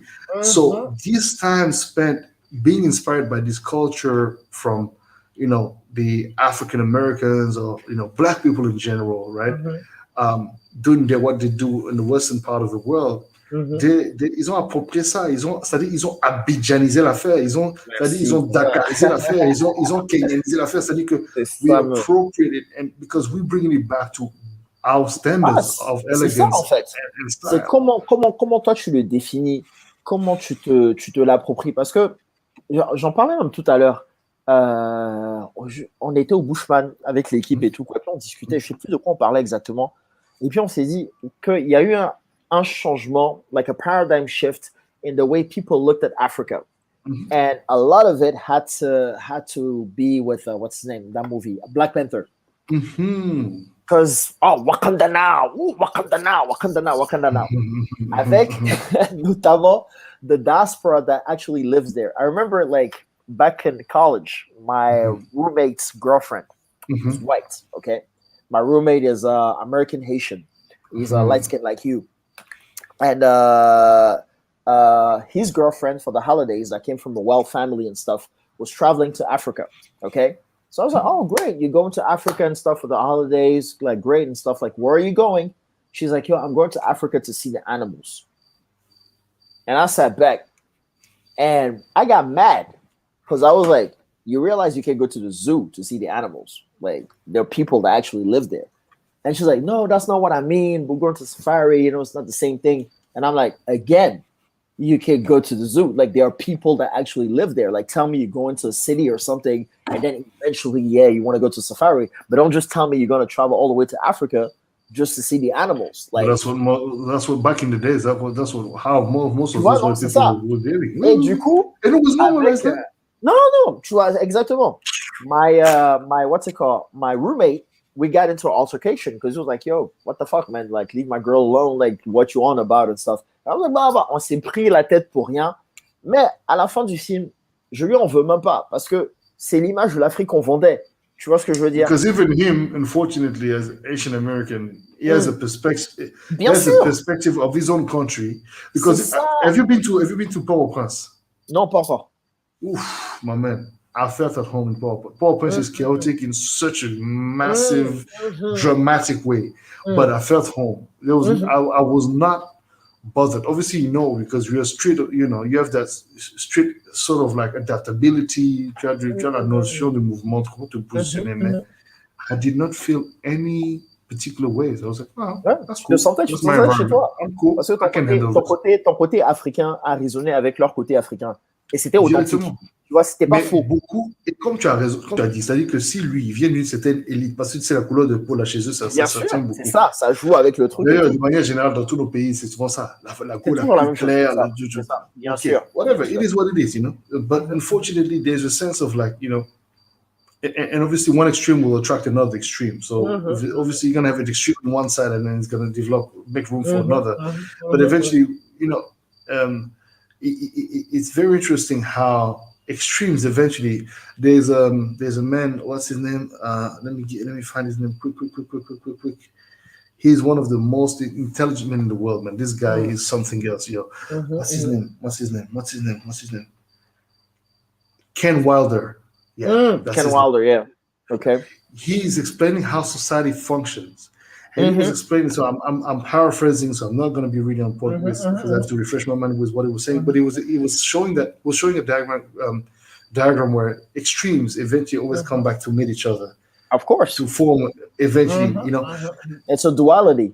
It's a duality. So what you see as something that you hate is a reflection of who you are. Exactly. Or a reflection of your lack of knowledge thereof of who you are. Oh, something. It's very interesting. Yeah, but he has very complex ways of describing it. But and it's like, honestly, when you're looking at how some of these light-skinned sisters and brothers deal with their Africanness or their blackness, it really is interesting. As well as some of these black sisters and brothers dealing with their blackness, with their blackness, with the African side. It's like, wow, for example, you see some parents saying, hey, arrête de te comporter comme ces singes là. C'est ça même, tu vois. Nous-mêmes, on dit ça, on se dit ça à nous, parce que c'est un conditionnement qu'eux, ils ont reçu. Donc, du coup, maintenant, c'est instauré dans leur tête comme une norme qu'ils vont transmettre à leurs enfants, qui aussi seront complexés, qui vont grandir en voulant se comporter de manière, it's like crazy, man. Crazy. Absolutely. Like I remember when I moved to the States, once, I went to a barber shop parce que j'avais des cheveux, on avait des cheveux quand même à l'époque. À l'époque, début chaud. Et du coup, I go to this, and the guy will start talking Black American and stuff, and I'm like, yo, where you from? I'm like, yeah, I come from Côte d'Ivoire in Brazil. He's like, Côte d'Ivoire, because I never know where Côte d'Ivoire is. So I'm like, yo, next to Ghana, Western Africa. And they're like, oh, word.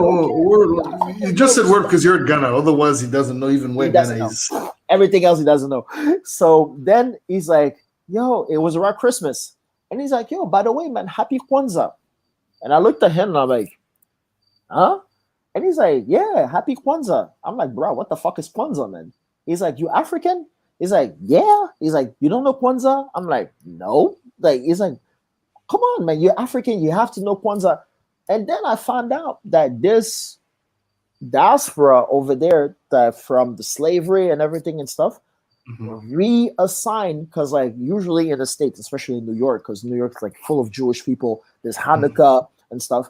So they reappropriated from the African heritage and did like a version of Hanukkah that's Kwanzaa, which ties into Angolan mythology and everything and stuff. But they have this holiday for like Black Pan-African, like Americans and stuff, where they celebrate that day around Christmas. Mhm, And I was mhm, like, and he's like upset with me because I'm African and I don't know about Kwanzaa.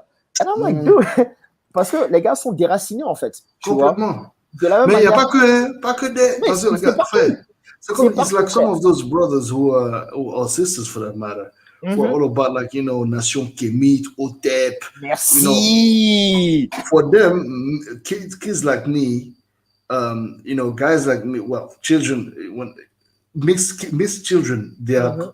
traitors of the.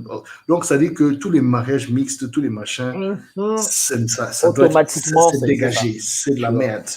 Mhm, mhm. But and it's very interesting how most of the time it's rooted in, you don't even know what it's rooted in. Tu Like, sais pas. they're going back into some like Tu Egyptian sais, mythology. It's like, bro, honnêtement, like stop c'est like c'est pas pour. Bon, on va pas. Parce que là, on est dans les côtés deep de la discussion. non, On c'est là va on est dans il la, faut dans aller, il la, faut dans la, dans, aller, n'aie pas dans la peur, religion. Black Charles. Non, c'est pour dire que Allons pour seulement, moi, n'aie pas peur. like the C'est way pas, I look this at is it. MQT. Go ahead, brother. Go ahead. Exactly. Okay. I come from a multicultural and multi-religious background. Okay. Like my mom was Muslim, my dad was Christian. I have a Buddhist cousin. I have a Jewish uncle. So like Mhm. we all open. Like everybody's like I'm right, you're wrong and stuff. We just like we all sit down and like speak openly about like all these things and stuff. And my own relationship as to like I don't practice, but I believe. I have like my own personal relationship with God, and I don't believe in the institutional necessarily of church, True. but I believe in God. So the way as I grew up, I started like diving into a whole lot of things with like my family and stuff. My cousin, like when he tried to Tibet, he came back. He like brought me some books, and I dove into like Asian culture, like Buddhist culture, and everything and stuff. And the idea of the truth as revealed in religion, for me, it's like c'est comme la chaise musicale en fait. It's like me, we're having this discussion right now. I'm gonna tell you some shit. You're gonna be like, yo, what the Black Charles, man? I never thought about it like that. Tomorrow you're gonna call Buddy on the phone. You're gonna be like, yo, Buddy, yo, man, that's why I was talking to Black Charles. He said this, man, that was crazy. Buddy's gonna be like, yo, word, okay. He's gonna call Keisha. Keisha's gonna be like, yo, man, that was crazy. And every time the more the thing travels, the more distorted it becomes, and the more people will appropriate it as their truth because they're looking for some. Ils sont perdus en fait. Ils ont besoin d'un repère. Donc eux, ils vont prendre ça comme leur vérité et puis développer dessus et ça crée des comme ça. C'est compliqué. And the funny thing is that a lot of the theories are very interesting because I do watch like there's the Sesh Kovi, Professor Kovi that I check out a lot. I check out a lot of his life. Actually, I can watch a full 4 hours of his because he's very interesting. Some of the shit that he say, I'm like, okay, what? Nonetheless, he's a scholar, and I enjoy a lot of the things that they talk on. But it's like, you have also a new Sere Kalala Omotunde, very, very interesting, folks who are really like talking about like some very, very powerful knowledge that is not being shared about African influences, on the world, and how, for example, languages such as not Lingala, there's a language, I forgot the name of that language in Congo, DRC, well, Zaire, but that influenced Latin. So supposedly Latin takes its roots, and if you listen, and if that language is spoken to in Congo, from this tribe in Congo, I will find again that live. It really sounds like Latin in many aspects. So there's like all these interesting connections that we don't necessarily know of that have been obviously struck from the books of history by Western societies that did not want it.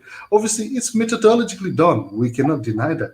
But then to say that, fast forward, that you can deny somebody's love because, if there's like, and I'm not saying that there's not some white woman and man have a fantasy about just sleeping with black men and women. Of course. Because it's a fantasy, because it's just what, and then eventually have kids with these people, but still hate the very people or the very kind of the people they had the kids with. I mean, I personally know, and I'm sure you know of, especially in Ivory Coast, le français, Mhm. là, que, hey, j'ai fait 35 ans d'Afrique, moi. Hey, j'ai baroudé, moi. Je les connais, ces Africains, là, ces bamboulins, là. Attends, Exactement. moi, je suis ici, ça Exactement. fait, la Côte d'Ivoire, j'ai, attends, mon grand-père, ma grand-mère, C'est ça, c'est ça. well, the typicals, right? On les connaît tous, on les connaît Fuck tous. them all anyway. Fuck them all. They're full of shit. But these are the very people that will, without a problem, come and sleep with our sisters and brothers.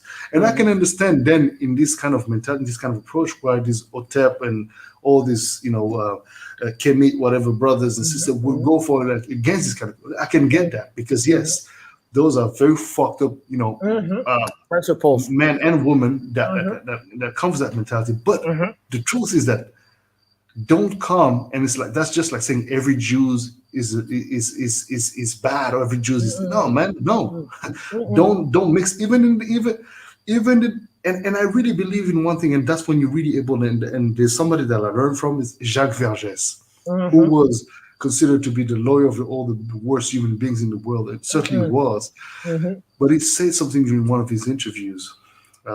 He said, I will paraphrase again, but basically, in substance, what he was trying to say is that even in the most evil human being, apparently, you can find some level of humanity. For that person also has somebody that they love or that loves them, that don't see them as the evil person that everybody else sees.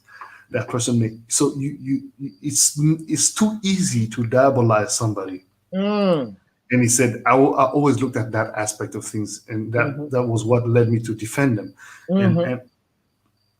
And yes, of course, I'm not defending necessarily what they were doing, but I'm trying to give a perspective as to Of course, it's of important. course, I'm not. But this, with all the respect that I have for that kind of approach, I wouldn't be able to have. I can have the intellectual understanding of why I read. Capacity of understanding it, but not having the will yourself to like really accept it, come to grips with it. Yeah. Feel me? However, I can understand that. All right, cool. Eventually, when you're part of a community, and you know how it goes, right? The mass is stupid. Eventually, there's a big issue with mass. Mass has a very you can be me and you we can be super intelligent, but if we become part of a movement, this intelligence gets diluted, it seems, and then the movement starts moving as a. Tu sais, c'est comme si il y a plus de sens en fait. C'est ça. Tu vois. Parce Et que donc quand c'est le groupe en fait. Une pièce du puzzle. Tu as tout le puzzle et tout quoi. Tu as 3 pièces qui vont ensemble en fait, et tu as la pièce du milieu qui manque. Donc les 2 pièces connectées là ne peuvent pas aller ensemble en fait, parce qu'il y a un manquement, tu vois. Et ça là, c'est un truc pratiquement qu'on ne peut même pas rattraper. Tu peux essayer de moduler le truc, mais tu peux pas parce que c'est déjà parti. Tu vois. Et c'est ça vraiment qui est dommage, parce que on se retrouve aujourd'hui à un point qui est capital, parce que on est pris à un véritable paradigm shift in terms of identity. Il y a tous les trucs, this cancel culture in the West. Il y a tous les droits de ceci, les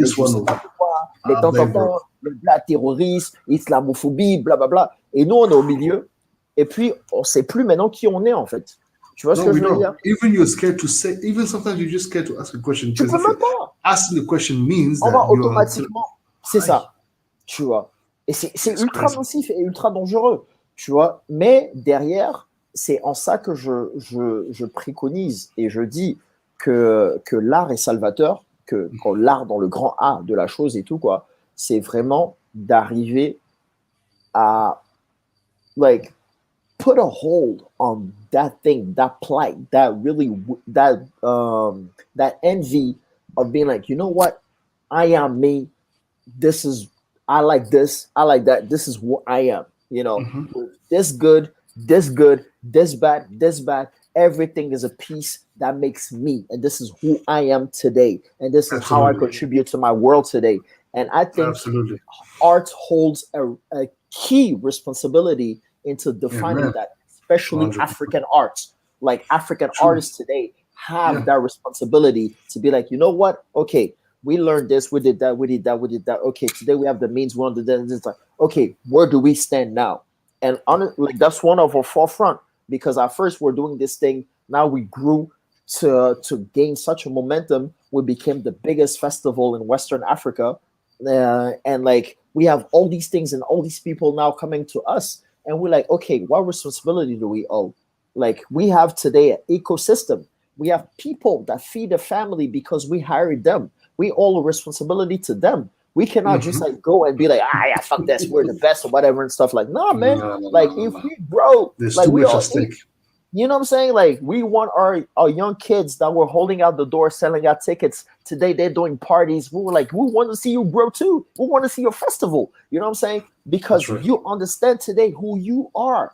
And tomorrow, when that grows, kids are going to be so much prouder. They're not going to be like redefined. They're not going to be like, okay, you know what? We need to be our West and stuff. They're going to be like, yo, West, what? Fuck this. You're going to have Western people come to Africa and be like, yo, I want to be But African. that's already the case. That's already the case, bro. That's already the case, man. Yeah, les gars, retourne. Tout le monde revient. Tout le monde revient maintenant. Moi, regarde, quand le truc de Black Panther s'est passé là. Wakanda, Wakanda, 1, 2, 3, on me voit toujours. On dit, ouais, je ressemble à un gars de Wakanda, j'ai la tête rasée. Bref. Je rigolais, moi, coming from the 80s. I'm a child of the 80s, man. Yeah, man. Like, they're like, yo, ça fait la première fois qu'on a un prince noir. I'm like, what about Eddie Murphy? Coming to America, un prince à New York. C'était littéralement ça. Hein. C'était littéralement ça, mais en comédie, tu vois.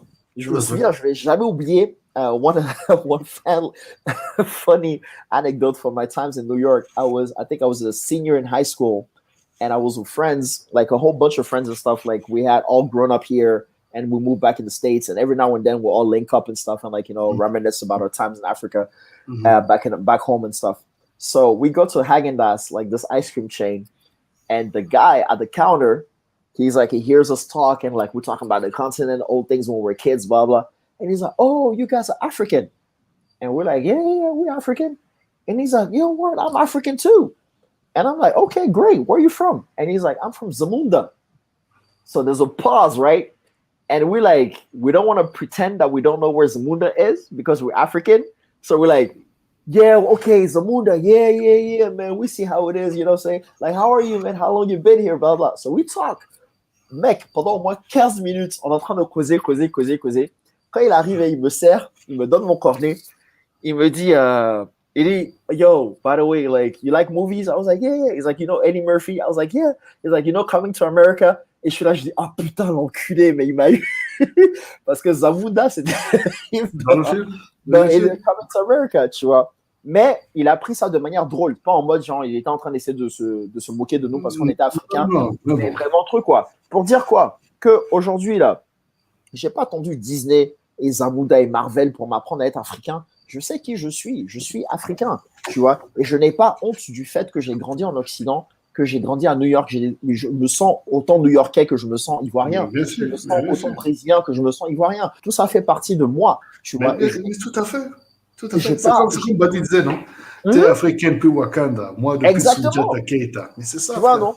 Mais derrière, il faut se rappeler de ça. Et quand on voit tout le mouvement aujourd'hui autour de l'Afrique est chic et tout, quoi, c'est très, ouais, Wakanda, c'est si, Wakanda. Je dis, frère, on n'a pas besoin de tout ça. La vérité, we don't even need all that.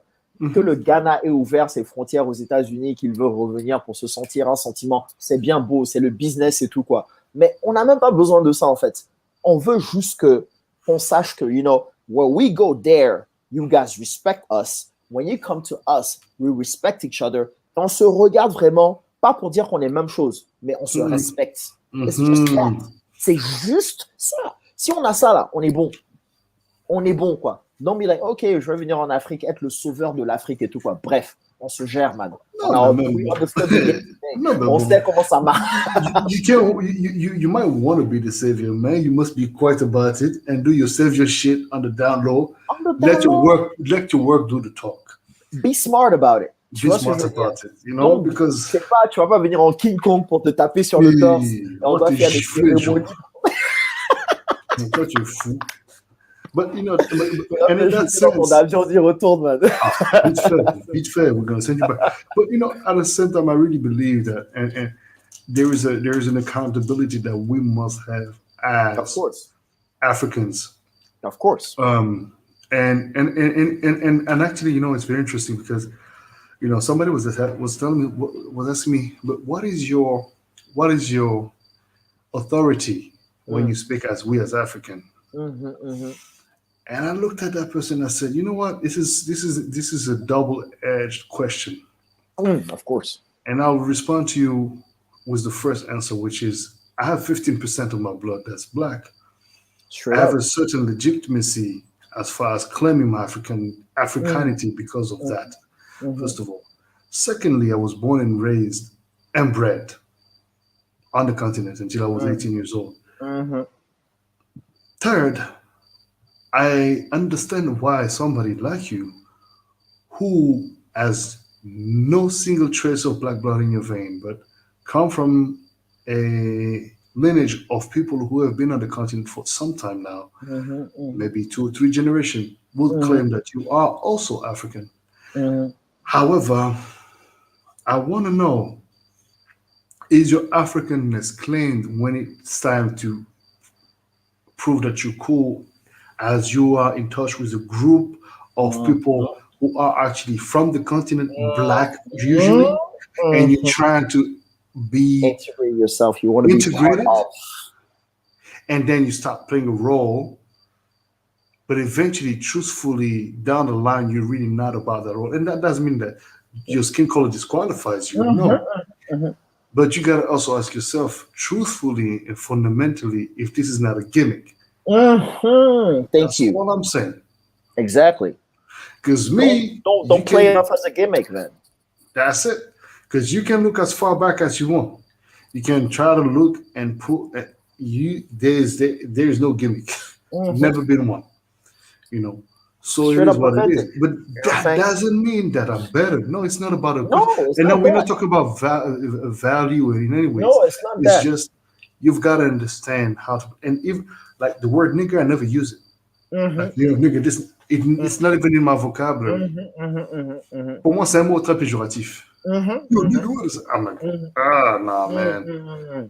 C'est pas un mot qui me plaît. Parce que c'est un mot, c'est-à-dire que j'associe. C'est-à-dire quand vraiment, tu vois, moi, j'entendais souvent, c'était quand j'entendais les Les vieux, rapports. Mm-hmm. les grands-pères, tout ça, là, Mm-hmm. quand il y avait there was situations in the country and people were like Mm-hmm. looking and said, they're like, look at what c'est nègre, là, c'est con, là, imbécile. Mm-hmm. That's how, Mm-hmm. for me, that's what it means. And that's from black people towards other black people who are like, yo, Mm-hmm. aren't we better than this? Aren't we Mm-hmm. better than this?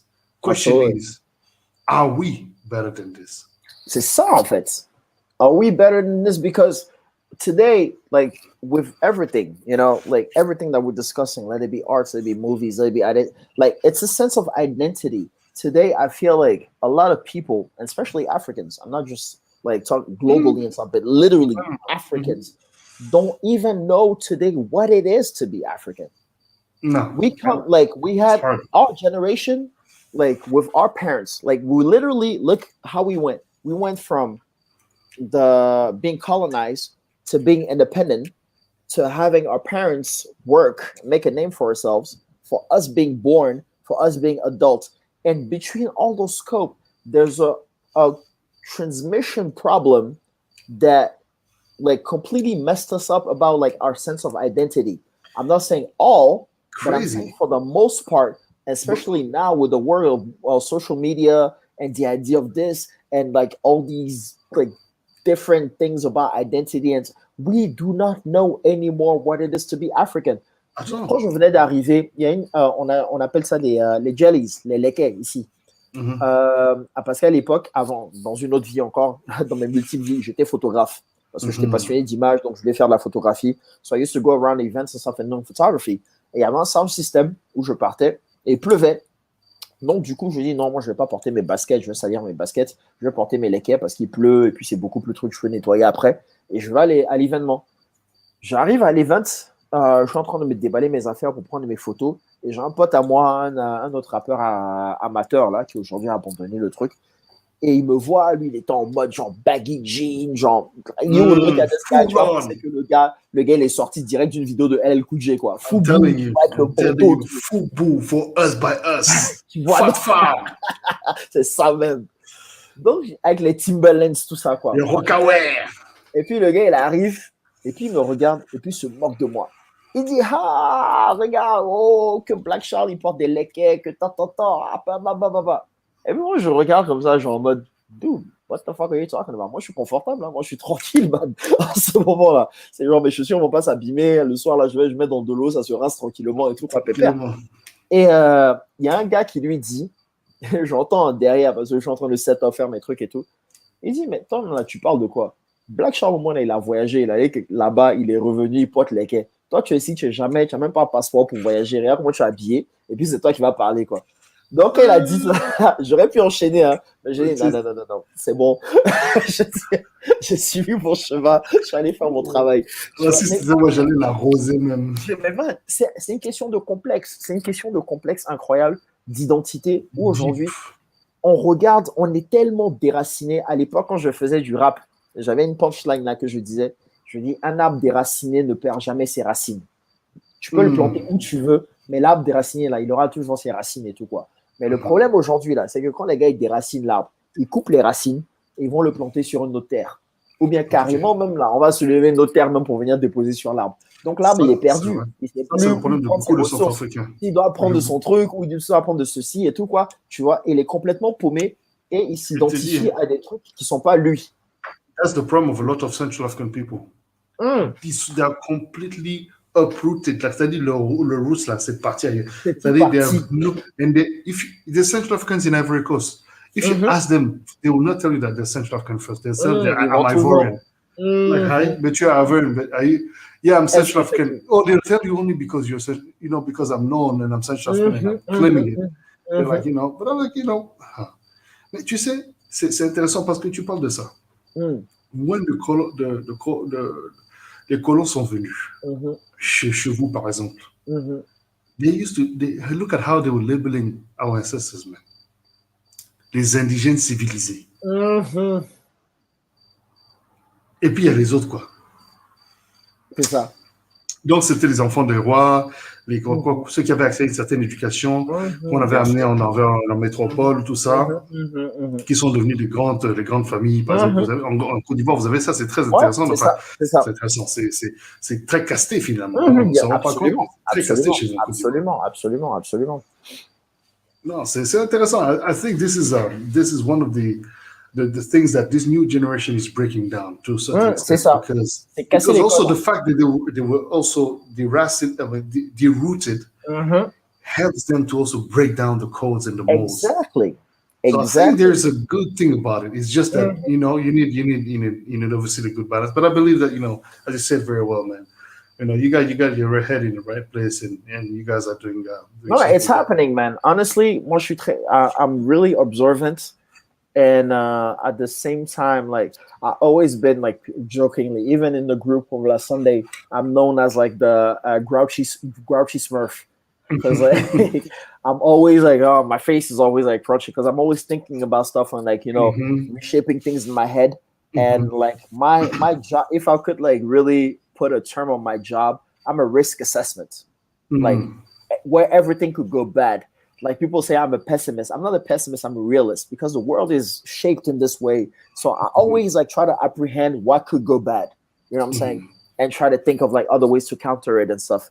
But I was really into that like when I moved in here 10 years ago. But today, je te jure, hein, avec tous les trucs que j'ai parcourus, les murs, que je suis tombé, je me suis relevé, les soucis, les cela, c'est peut-être one of the first times in my life that I'm genuinely optimistic. Parce qu'il y a un truc qui est en train de se passer, like this timing right now, between like last year, what it is that we created, the break that we had with Corona, and the post-Corona era that we're living right now, il y a un truc qui est en train de se passer, quoi. And these kids are really grasping it, and they're like, oh, okay, these guys came in to shake things up. They opened the door. Come in Matrix, there's a famous line by Morpheus when he goes to the Oracle with Neo. He says, I can only show you the door. You have to be the one that walks through it.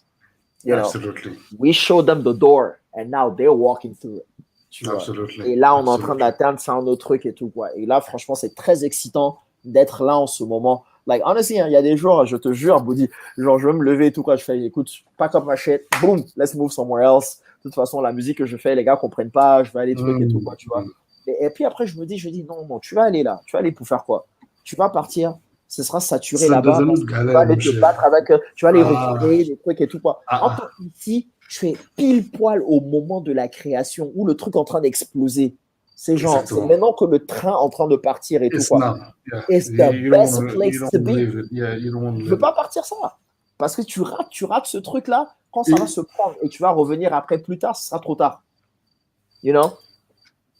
C'est maintenant qu'il faut être là. Il y a le truc que les enfants là sont en train, comme tout le monde est en train de faire, que ça soit du côté stylistique, que ça soit le côté photographie, que ça soit l'art, la créativité dans son grand C, à l'ivoirienne, à la West africaine même, avec les social media, avec everything là, c'est incroyable du mouvement. Et en plus, quand tu te dis entre ce que les Nigérias, les Niger sont en train de faire, parce que c'est deux mondes différents, hein, le monde francophone du monde anglophone, c'est deux mondes différents. Mais aujourd'hui, avec les social media, avec la force de trucs, on est en train de comprendre et c'est justement ce désir de se réidentifier entre la question de qu'est-ce qu'être un Africain. Pour la première fois depuis très très longtemps, on est en train de se tendre des ponts. On se dit, OK, you know what? Let's work together.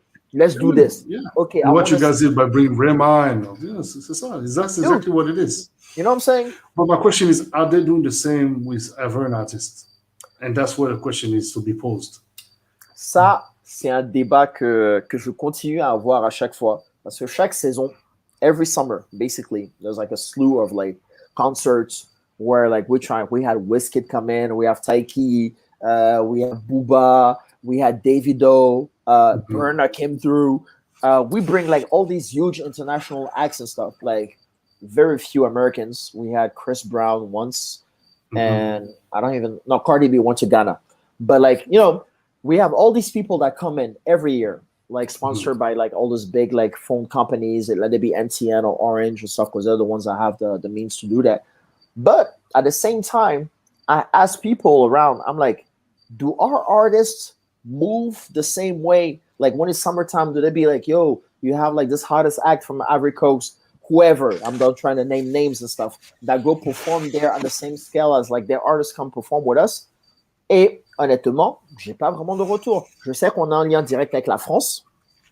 Je sais qu'on a un lien avec la sous-région et tout quoi. Mais vraiment dans les marchés intéressants, tu vois, par exemple, aller bridge au Nigeria. Et là, je sais que the language barrier is a challenge and stuff. But still, like musically, in terms of stuff, it's sort of similar. Donc pourquoi il n'y a pas ces liens-là qui existent en fait? It seems like Ghana is more prone to that, prone to the exchange, because that's so Stonebwoy. Of course, Ghana is right there. Like we're literally the same people. It's just like the English went there, the French came here. So we're more like easily interchangeable. I'm surprised that a lot of artists don't actually use that route and try to jump directly to Nigeria, because if you jump in Ghana, you're already in Nigeria. It's the same thing. But il y en a quelques-unes sur le côté rap ivoire. But on the other scale, I haven't really seen of these things. But like now, I know that like a lot of Ghanaian events, like we were in talks with Afrochella from Ghana about like doing like the same way that we did Rants and Lot Radio. Like there's a lot of structures like that are reaching out to us to try to do like a bridge event. So yeah, there's a possibility. Comme je dis là, everything in time, like things are starting to take place and people are becoming which is I think one key step, aware of each other. It's very key. Before anything else, you need to be aware of each other. Be like, okay, absolutely. Oh, I see you over there, I see you doing things. Okay, I see you doing things. We have some sort of similar things. Okay, now let's see how we can do something together. And this is the step we're in right now as a continent. Il y a les liens entre Johannesburg et Lagos. Il y a des liens entre Lagos et Accra. Il y a des liens entre Accra et Abidjan. Il y a des liens entre Abidjan et Dakar. Il y a des liens entre Abidjan et le Maghreb. Tu vois, c'est exactement. C'est en train de se mettre en place. Je ne vais pas oublier Nairobi. Je ne vais pas oublier Kampala. Parce qu'on a un truc qui est le Niégué, on avait fait un truc avec let's not forget about Africa Nouveau as well. Africa Nouveau Festival. Africa Nouveau qui est un des plus grands festivals du continent en ce moment. Tu vois. Et c'est ça en fait, ces ponts-là sont en train de se tisser maintenant parce qu'on a les means to reach out to each other. We have social media. On comprend how to use social media to garner movement. Today, nous, par exemple, sur les all social media compile, we have about like a following of easily 40,000 people. That's amazing. Like, for not something even that's that 40,000 people, but then that's not talking about the collaterals of what those numbers are. So actually, you're reaching out to probably 150, maybe 200,000 people. Exactly. Tu vois, it's really, really huge. So for us as a movement, as an African movement, especially, if we're able to pull through and like really connect those bridges, like really generally with all these people, all these structures and stuff, ça fait que l'Afrique aujourd'hui devient mais un power player, mais à 200%, qu'il est hein, déjà, mais il se rend pas compte. Et c'est comme ça que toutes ces structures sont en train de courir pour venir s'implémenter ici, pour prendre le contrôle, un peu comme genre ce que ils faisaient pour nos parents pendant l'époque coloniale sur le côté de l'industrie. Mais nous, quand on va se réveiller comme ça et on est en train de le faire, ça me laisse tomber. Like, crazy. It's a brand new, as I said earlier. It's a brand new thing, man. Like today, we are. Brand new Pan-Africanism. C'est ça, en fait. C'est exactement ça. C'est exactement ça. Et maintenant, comme tu dis là, genre, the way, like, our challenges is what we're talking about, like, the idea of, like, financially giving back or anything and stuff. Not even necessarily. Look at, for instance, like, what it is that we're doing. We decided to do a DJ Academy. We're like, okay, we know something. We know our craft. We see kids that want to jump into that and stuff, that want to really make it their lives. Okay, there's no schools yet open and stuff, but let's do an academy where we start like forming these young DJs and stuff. Tomorrow they can develop a career. We can teach them how to sell themselves. We can teach them to book themselves. And ça crée un truc en fait. Eux aussi vont participer au truc et tout. Et demain, on va parler de très grands DJ qui sortent de la Côte d'Ivoire, qui sont à l'international, qui sont ceci. Je vois des gens, que ce soit les Asna aujourd'hui, Chabella qui ont joué à la Nuit Sonore en France, Asna en tournée en France en ce moment, Raouka qui était là. Tu vois, ces gens, il y a tout un paradigm shift. De tous les DJ internationaux, en tout cas en Côte d'Ivoire, Raouka est le plus gros, mais il n'est pas. Mais c'est celui qui n'a pas reçu la meilleure reconnaissance de son continent, de son pays. Mais c'est toujours comme ça. Parce que c'est le grand problème. Tu sais, ça, et c'est une position dans laquelle je suis aujourd'hui, parce que venant moi-même de mon background musical et tout quoi, pour aujourd'hui me définir comme un DJ house électro, c'est encore ce truc que on n'a pas encore commencé à comprendre that electronic music, like house music, is black music. On a ce complexe-là encore que c'est non, c'est de la musique de blanc, c'est pour les expats, c'est pour les ceci, tous les préjugés qui vont dessus, qui fait qu'un gars comme Raouka, qui aujourd'hui devait être vénéré au plus grand stade, même que les Lewe, que les grands du pays et tout, quoi, pour ce qu'il a fait, mais qui passe complètement inconnu. Tu vois. Inconnu, vraiment. Et tristement. Ouais, franchement, c'est triste. Parce que moi, quand je me suis rendu compte de qui il était, et je disais même à mes gars, je dis, mais attends, vous vous rendez compte du gars que vous êtes en train d'écouter là, qui aujourd'hui, et en plus, moi, je me sens bête parce qu'il est venu, et à l'époque, avec l'Institut Goethe, comme il vivait en Allemagne et tout, quoi, l'Institut Goethe l'avait fait venir tout à fait, je pendant la période, et il faisait un atelier à l'Institut. Donc, à l'époque, je mixais, before buying my CDJs and my controller, I used to mix on an APC 40 because I was a beat maker on Ableton. Donc, j'avais des trucs qu'on appelle ça, mapped my APC to play with my mixes and stuff. That's what you're going to have to teach because I don't know nothing about that shit. Oh, man. I have to redo it. Like, since I've been playing so much with CDJs lately and stuff, I have to relearn how to use the... I have to organize my live performances. Et du coup, ouais, ça fait une différence de ouf. Donc, lui, il voulait refaire le truc et tout, quoi. Et notamment, Senekela. Il voulait refaire Senekela en live.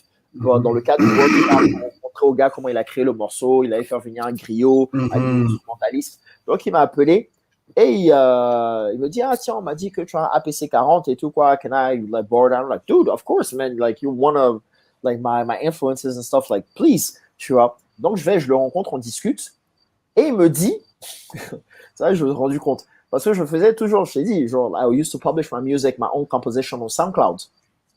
And je mettais juste sur SoundCloud.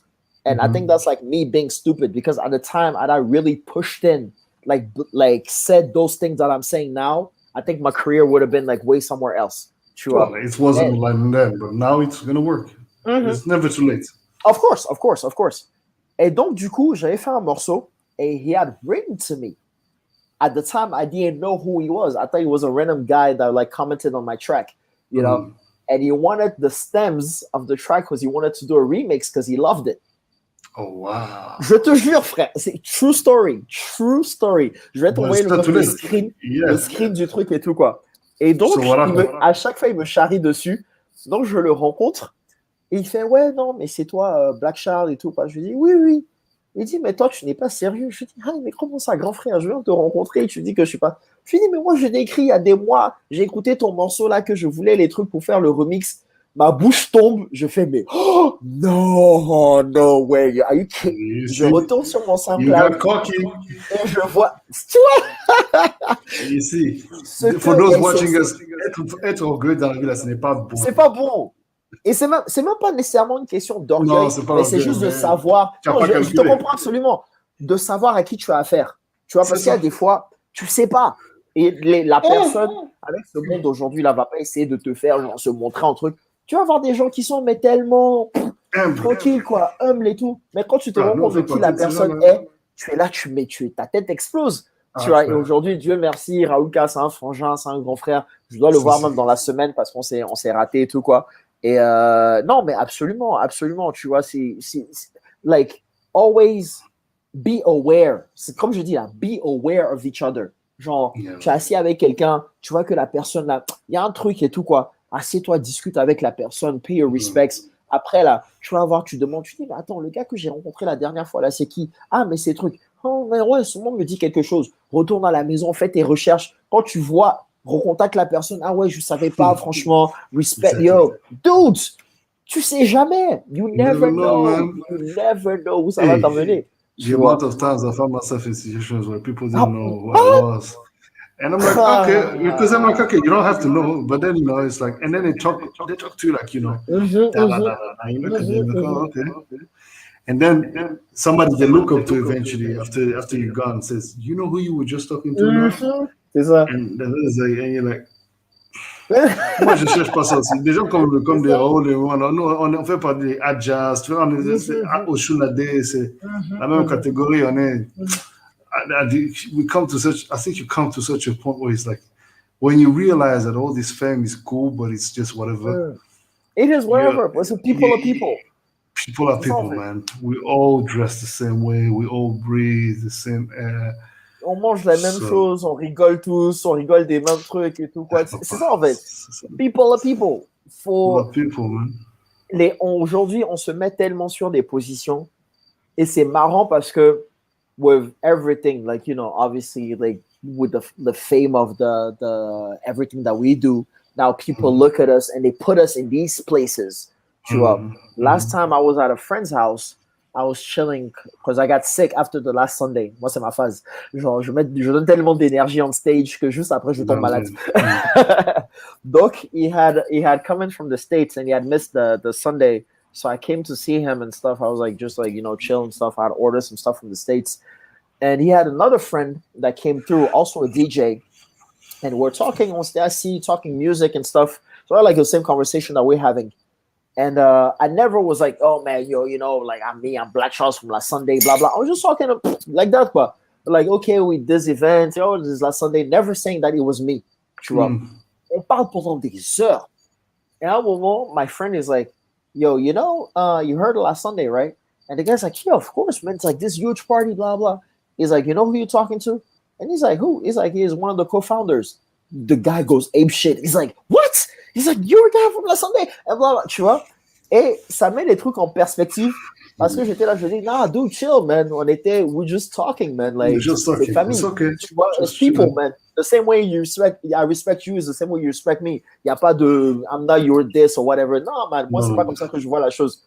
Et aujourd'hui, ça fait que ça met des trucs en perspective à tes souhaits. Merci. Ça met des trucs en perspective par rapport aux personnes même que je rencontre. Parce qu'aujourd'hui, tu as différentes opportunités des grandes personnes, de trucs et tout, quoi. De juste qu'eux-mêmes, ils n'ont même pas besoin même de ce truc d'adulation qui est devenu tellement africain et tellement part of the showbiz que genre, ouais, tu dois me voir, je suis truc. Non. Eux, ils veulent juste... la personne avec qui ils vont chiller, c'est la personne qui va les traiter comme s'ils étaient normal, juste normal. Exact. Tu vois, Exact. on va passer la soirée, on va prendre nos bières, on va rigoler, parler de tout et de rien, blablabla. C'est tout ce qu'ils veulent en fait.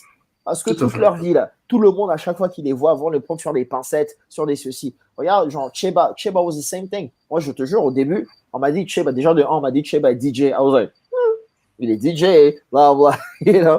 Like, I didn't even realize, j'avais jamais écouté sa musique, j'avais jamais écouté ses mix. On était censé le prendre une première fois. Ça n'a pas été fait. Après, finalement, avec Rins, le projet Rins et tout, quoi, on a vu l'opportunité, ça s'est fait, il est venu. Et donc, on dit, ah, Cheba, c'est bon, il est booké, il revient au pays, c'est sa première fois, on met l'accent sur lui, c'est notre headliner. Je vais online, j'écoute ses mix, je fais, OK, hey, attends. Je dis, attends. Je dis, mais le gars, il joue pas, en fait, quoi. Tu vois, il n'a pas votre temps, il joue. Et donc, papa, on fait le truc, le gars, il arrive, on célèbre tout l'accueil, tout le ceci, parce que comment il y avait une symbolique, c'était sa première fois de retour. Important. Le retour à l'aéroport, j'ai vu. Non, c'était magnifique, c'était magnifique. Et du coup, il vient au Bushman, le jour où on se rencontre, il a ses trucs presse, et de temps en temps, il arrive. Et moi, je suis en haut sur la terrasse, on avait fait un setup, un tout pour un petit showcase. Il arrive et tout, quoi. Moi, je suis en train de jouer mon set et tout, quoi. Je vois comment il bouge sa tête et tout, quoi. Genre, il vibes, quoi. Tu vois, j'ai dit, OK, parce que d'habitude, les gars avec qui le truc là, moi, je balance mes trucs, les gars, ils vibent soit, tu vois. Il vient, le gars, il commence à jouer un morceau, 2 morceaux, il commence à nous enjailler pendant, il a fait un petit truc de 15 minutes pour nous enjailler un peu et tout, quoi. Il a mis un dernier son là. Il m'appelle, hey, Black Shark, ça là, écoute ça. On commence à vibes et tout, quoi. Je dis, non, toi, t'es mon gars. Non, toi, t'es mon gars, sûr. Tu vois, le courant est passé automatiquement. Tu vois, mais sans truc, quoi, de manière très naturelle. Tu vois, donc, like, moi, Joe, je viens juste de commencer ma carrière. Lui, ça fait longtemps qu'il est sur le truc et tout, quoi. Il a eu toute sa carte de football, il est le statut qu'il est. Mais il n'y a jamais eu ça entre nous, quoi. C'est vraiment, on s'est compris. Exactement. Et man, dude, that Sunday was so amazing. Franchement, Cheba, gros big up, frère. Tu es.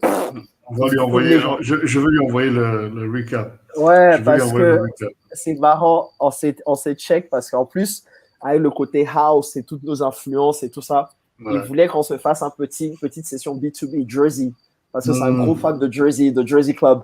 Et à un moment, on se retrouve on stage et on commence à balancer du Jersey Club afro. Et nous, on était partis dans notre délire, quoi. On était là, genre, en train de balancer, on a oublié la fatigue, on a oublié tous les trucs. Jusqu'à d'habitude qu'on finit maximum, mais franchement maximum, depuis qu'on a grandi, qu'on a la proportion qu'on a, à 1h du matin, the party is over. Nous, à 2h20, on est là, on se balance un truc, on se regarde. Oh my, this is crazy, get this. Lionel vient, c'est Lionel qui était le papa cette fois-ci. Il fait, yeah, guys, enough, let's go. C'est bon maintenant, quoi. Non, mais pour dire, quoi, tu vois, c'est ça, c'est it's energy. C'est de la même manière, la session qu'on a eue dimanche, qu'on était au Jardin d'Éden, avec Prudence. Ouais, c'était super. On a mangé. Ces petits moments-là, you can't put a price on those. Tu vois, Maggie, tout le monde. C'était bien, on a bien rigolé. Ouais. On a trop bien rigolé. Franchement, c'était super bien. On a super rigolé, quoi. C'est ça. C'était super bien. C'était super. I live for those moments. C'est ça qui rend le truc organique. You know, like, we need more of these, man. We need more of these, man. And we're going to have more of these, you know. Of course. Ah non, ça c'est clair. Ça c'est clair. Mais ouais, non, franchement, ça fait plaisir. Ça fait toujours plaisir, man. It has been an absolute pleasure and a delightful moment spent in your company, brother. Thank you so much. We literally spoke for 3 hours and almost 30 minutes. I just saw the time and I was like, wow, I don't think I ever had such a long conversation. Je suis le quiet one. Moi, je suis là, j'observe. That's good. Because I know. That's why I let you talk. I was like, this guy never speaks. Let me just let the guy speak. He's having the feu sacré. So, ouais, c'est ça. Non, mais c'est quand je suis en famille, quand je suis à l'énergie, ça fait toujours plaisir d'être avec un frangin. Et ouais, comme je dis là, ça faisait hyper longtemps qu'on s'était pas calé comme ça pour discuter. Ça fait super plaisir. Ça fait super plaisir. Grand merci à toi. I want to thank each and every one of you for watching Sister Swaybe. Wow, you've been here with us since the beginning. Damn. Love and light, sister. Big love to everybody, man. Sister Swaybe is a legend in the game, huh? She's big up. Leswabi, London posse, man. Big up, She's London controlling massive, the man. whole game. She I'm ain't coming. I'm playing. coming. I'm coming to London soon, man. I want to All get right, into that scene, man. all You right, guys are all right. massive over there, man. Sounds good. Sounds good. I'll make sure you guys are connected, definitely. Yeah, And yeah, yeah, yeah. brother, any last word before we wrap this conversation? Yo, well, first of all, thank you to you in particular, dude. You Thank know, you, brother. you're a bro. You're an inspiration. Thank you, man. Today, I'm lucky to consider you family. You know, That's right, like man. That's right, man. That's right. it's always a It's real. pleasure to link up with you. Totally, Thank you sir. for having me. Thank Likewise. you for everybody Likewise. that tuned in. We spoke a lot about a whole lot of shit. I Good hope we shit, did. too. Yeah, very interesting stuff. I hope we didn't ramble on too much. Like it was supposed to be centered It's around what it's last supposed to Sunday and be, stuff, but man. we got into like the whole It's world. what it's And, supposed to be, man. It's a yeah, conversation. c'est ça, c'est vraiment ça, c'est une conversation quoi. Et Ah, as a last word, all I can say is believe, believe in yourself. Like in anything, y a pas there's no stupid idea. Like the absolutely not. most random thing that you could think of could be Mm, what could change the world tomorrow. You know what I'm you saying? never know. Like I have one key one of my favorite artists of all times. I have a few, but like in hip hop is Tupac Shakur. Like I did thesis on Tupac. Like Tupac is my dude. And he said in an interview once, he said, I don't guarantee that I will change the world, but I guarantee to spark the light in the person that will change the world. And I try to live every day under that principle of inspiring, you know, Mm. just trying to bring your ta pierre à l'édifice en fait. Yeah, And like yeah. tomorrow for the younger generation, for the people behind us to be like, okay, these guys did this, they started something, let's continue on to like, you know, really create something. So really believe.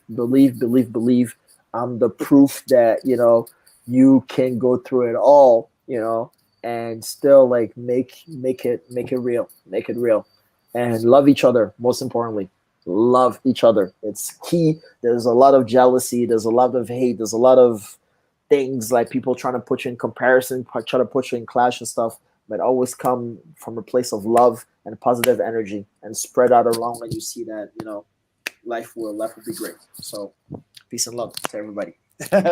Beautiful, man. Thank you very much, brother. I appreciate the message. Family, it has been a great time spent as well in Thank your you. company to all the boarders, the Shadow Gang, Yes, I shout out everyone to else watching. You know, we appreciate you, and thank you. I shall see you guys next Monday for another episode of Monday Quality Yes, Talks. I. This was MQT 33 with Black Charles, Yes, I. also known as Black Black Charlie Charlie One. One. PC. Make sure you go check him out on Instagram. Make sure you go Yeah, check out man. La Sunday. I believe you guys have an event coming up next weekend. We have the next last Sunday coming up this Sunday. We got DJ Ives, we got Jojo SK, DJ of Leto, we have Mhm. DJ T Garbs from Nigeria. We Nice. have almost drone, almost a la playa coming from Switzerland. Nice. Along with Jeune Leo, we're celebrating the release of his latest EP, A Night in Cocody. And myself, Congratulations. yours truly, Black Charlie, will be at the helms. And I'm also, for news, working on my EP coming up soon. I think it's long overdue, but That's great. I finally decided to jump the gun. So that inshallah before the end of the year, that one's gonna come out. And shout out also to the whole family, the whole DJ family, everybody repping Cote d'Ivoire, really putting Abidjan on the map out there. It's not just us. It's a full on movement and stuff, and we're doing this big. Yeah. You know it, family. Blessings, yo. Blessings, man. Take good care of yourself.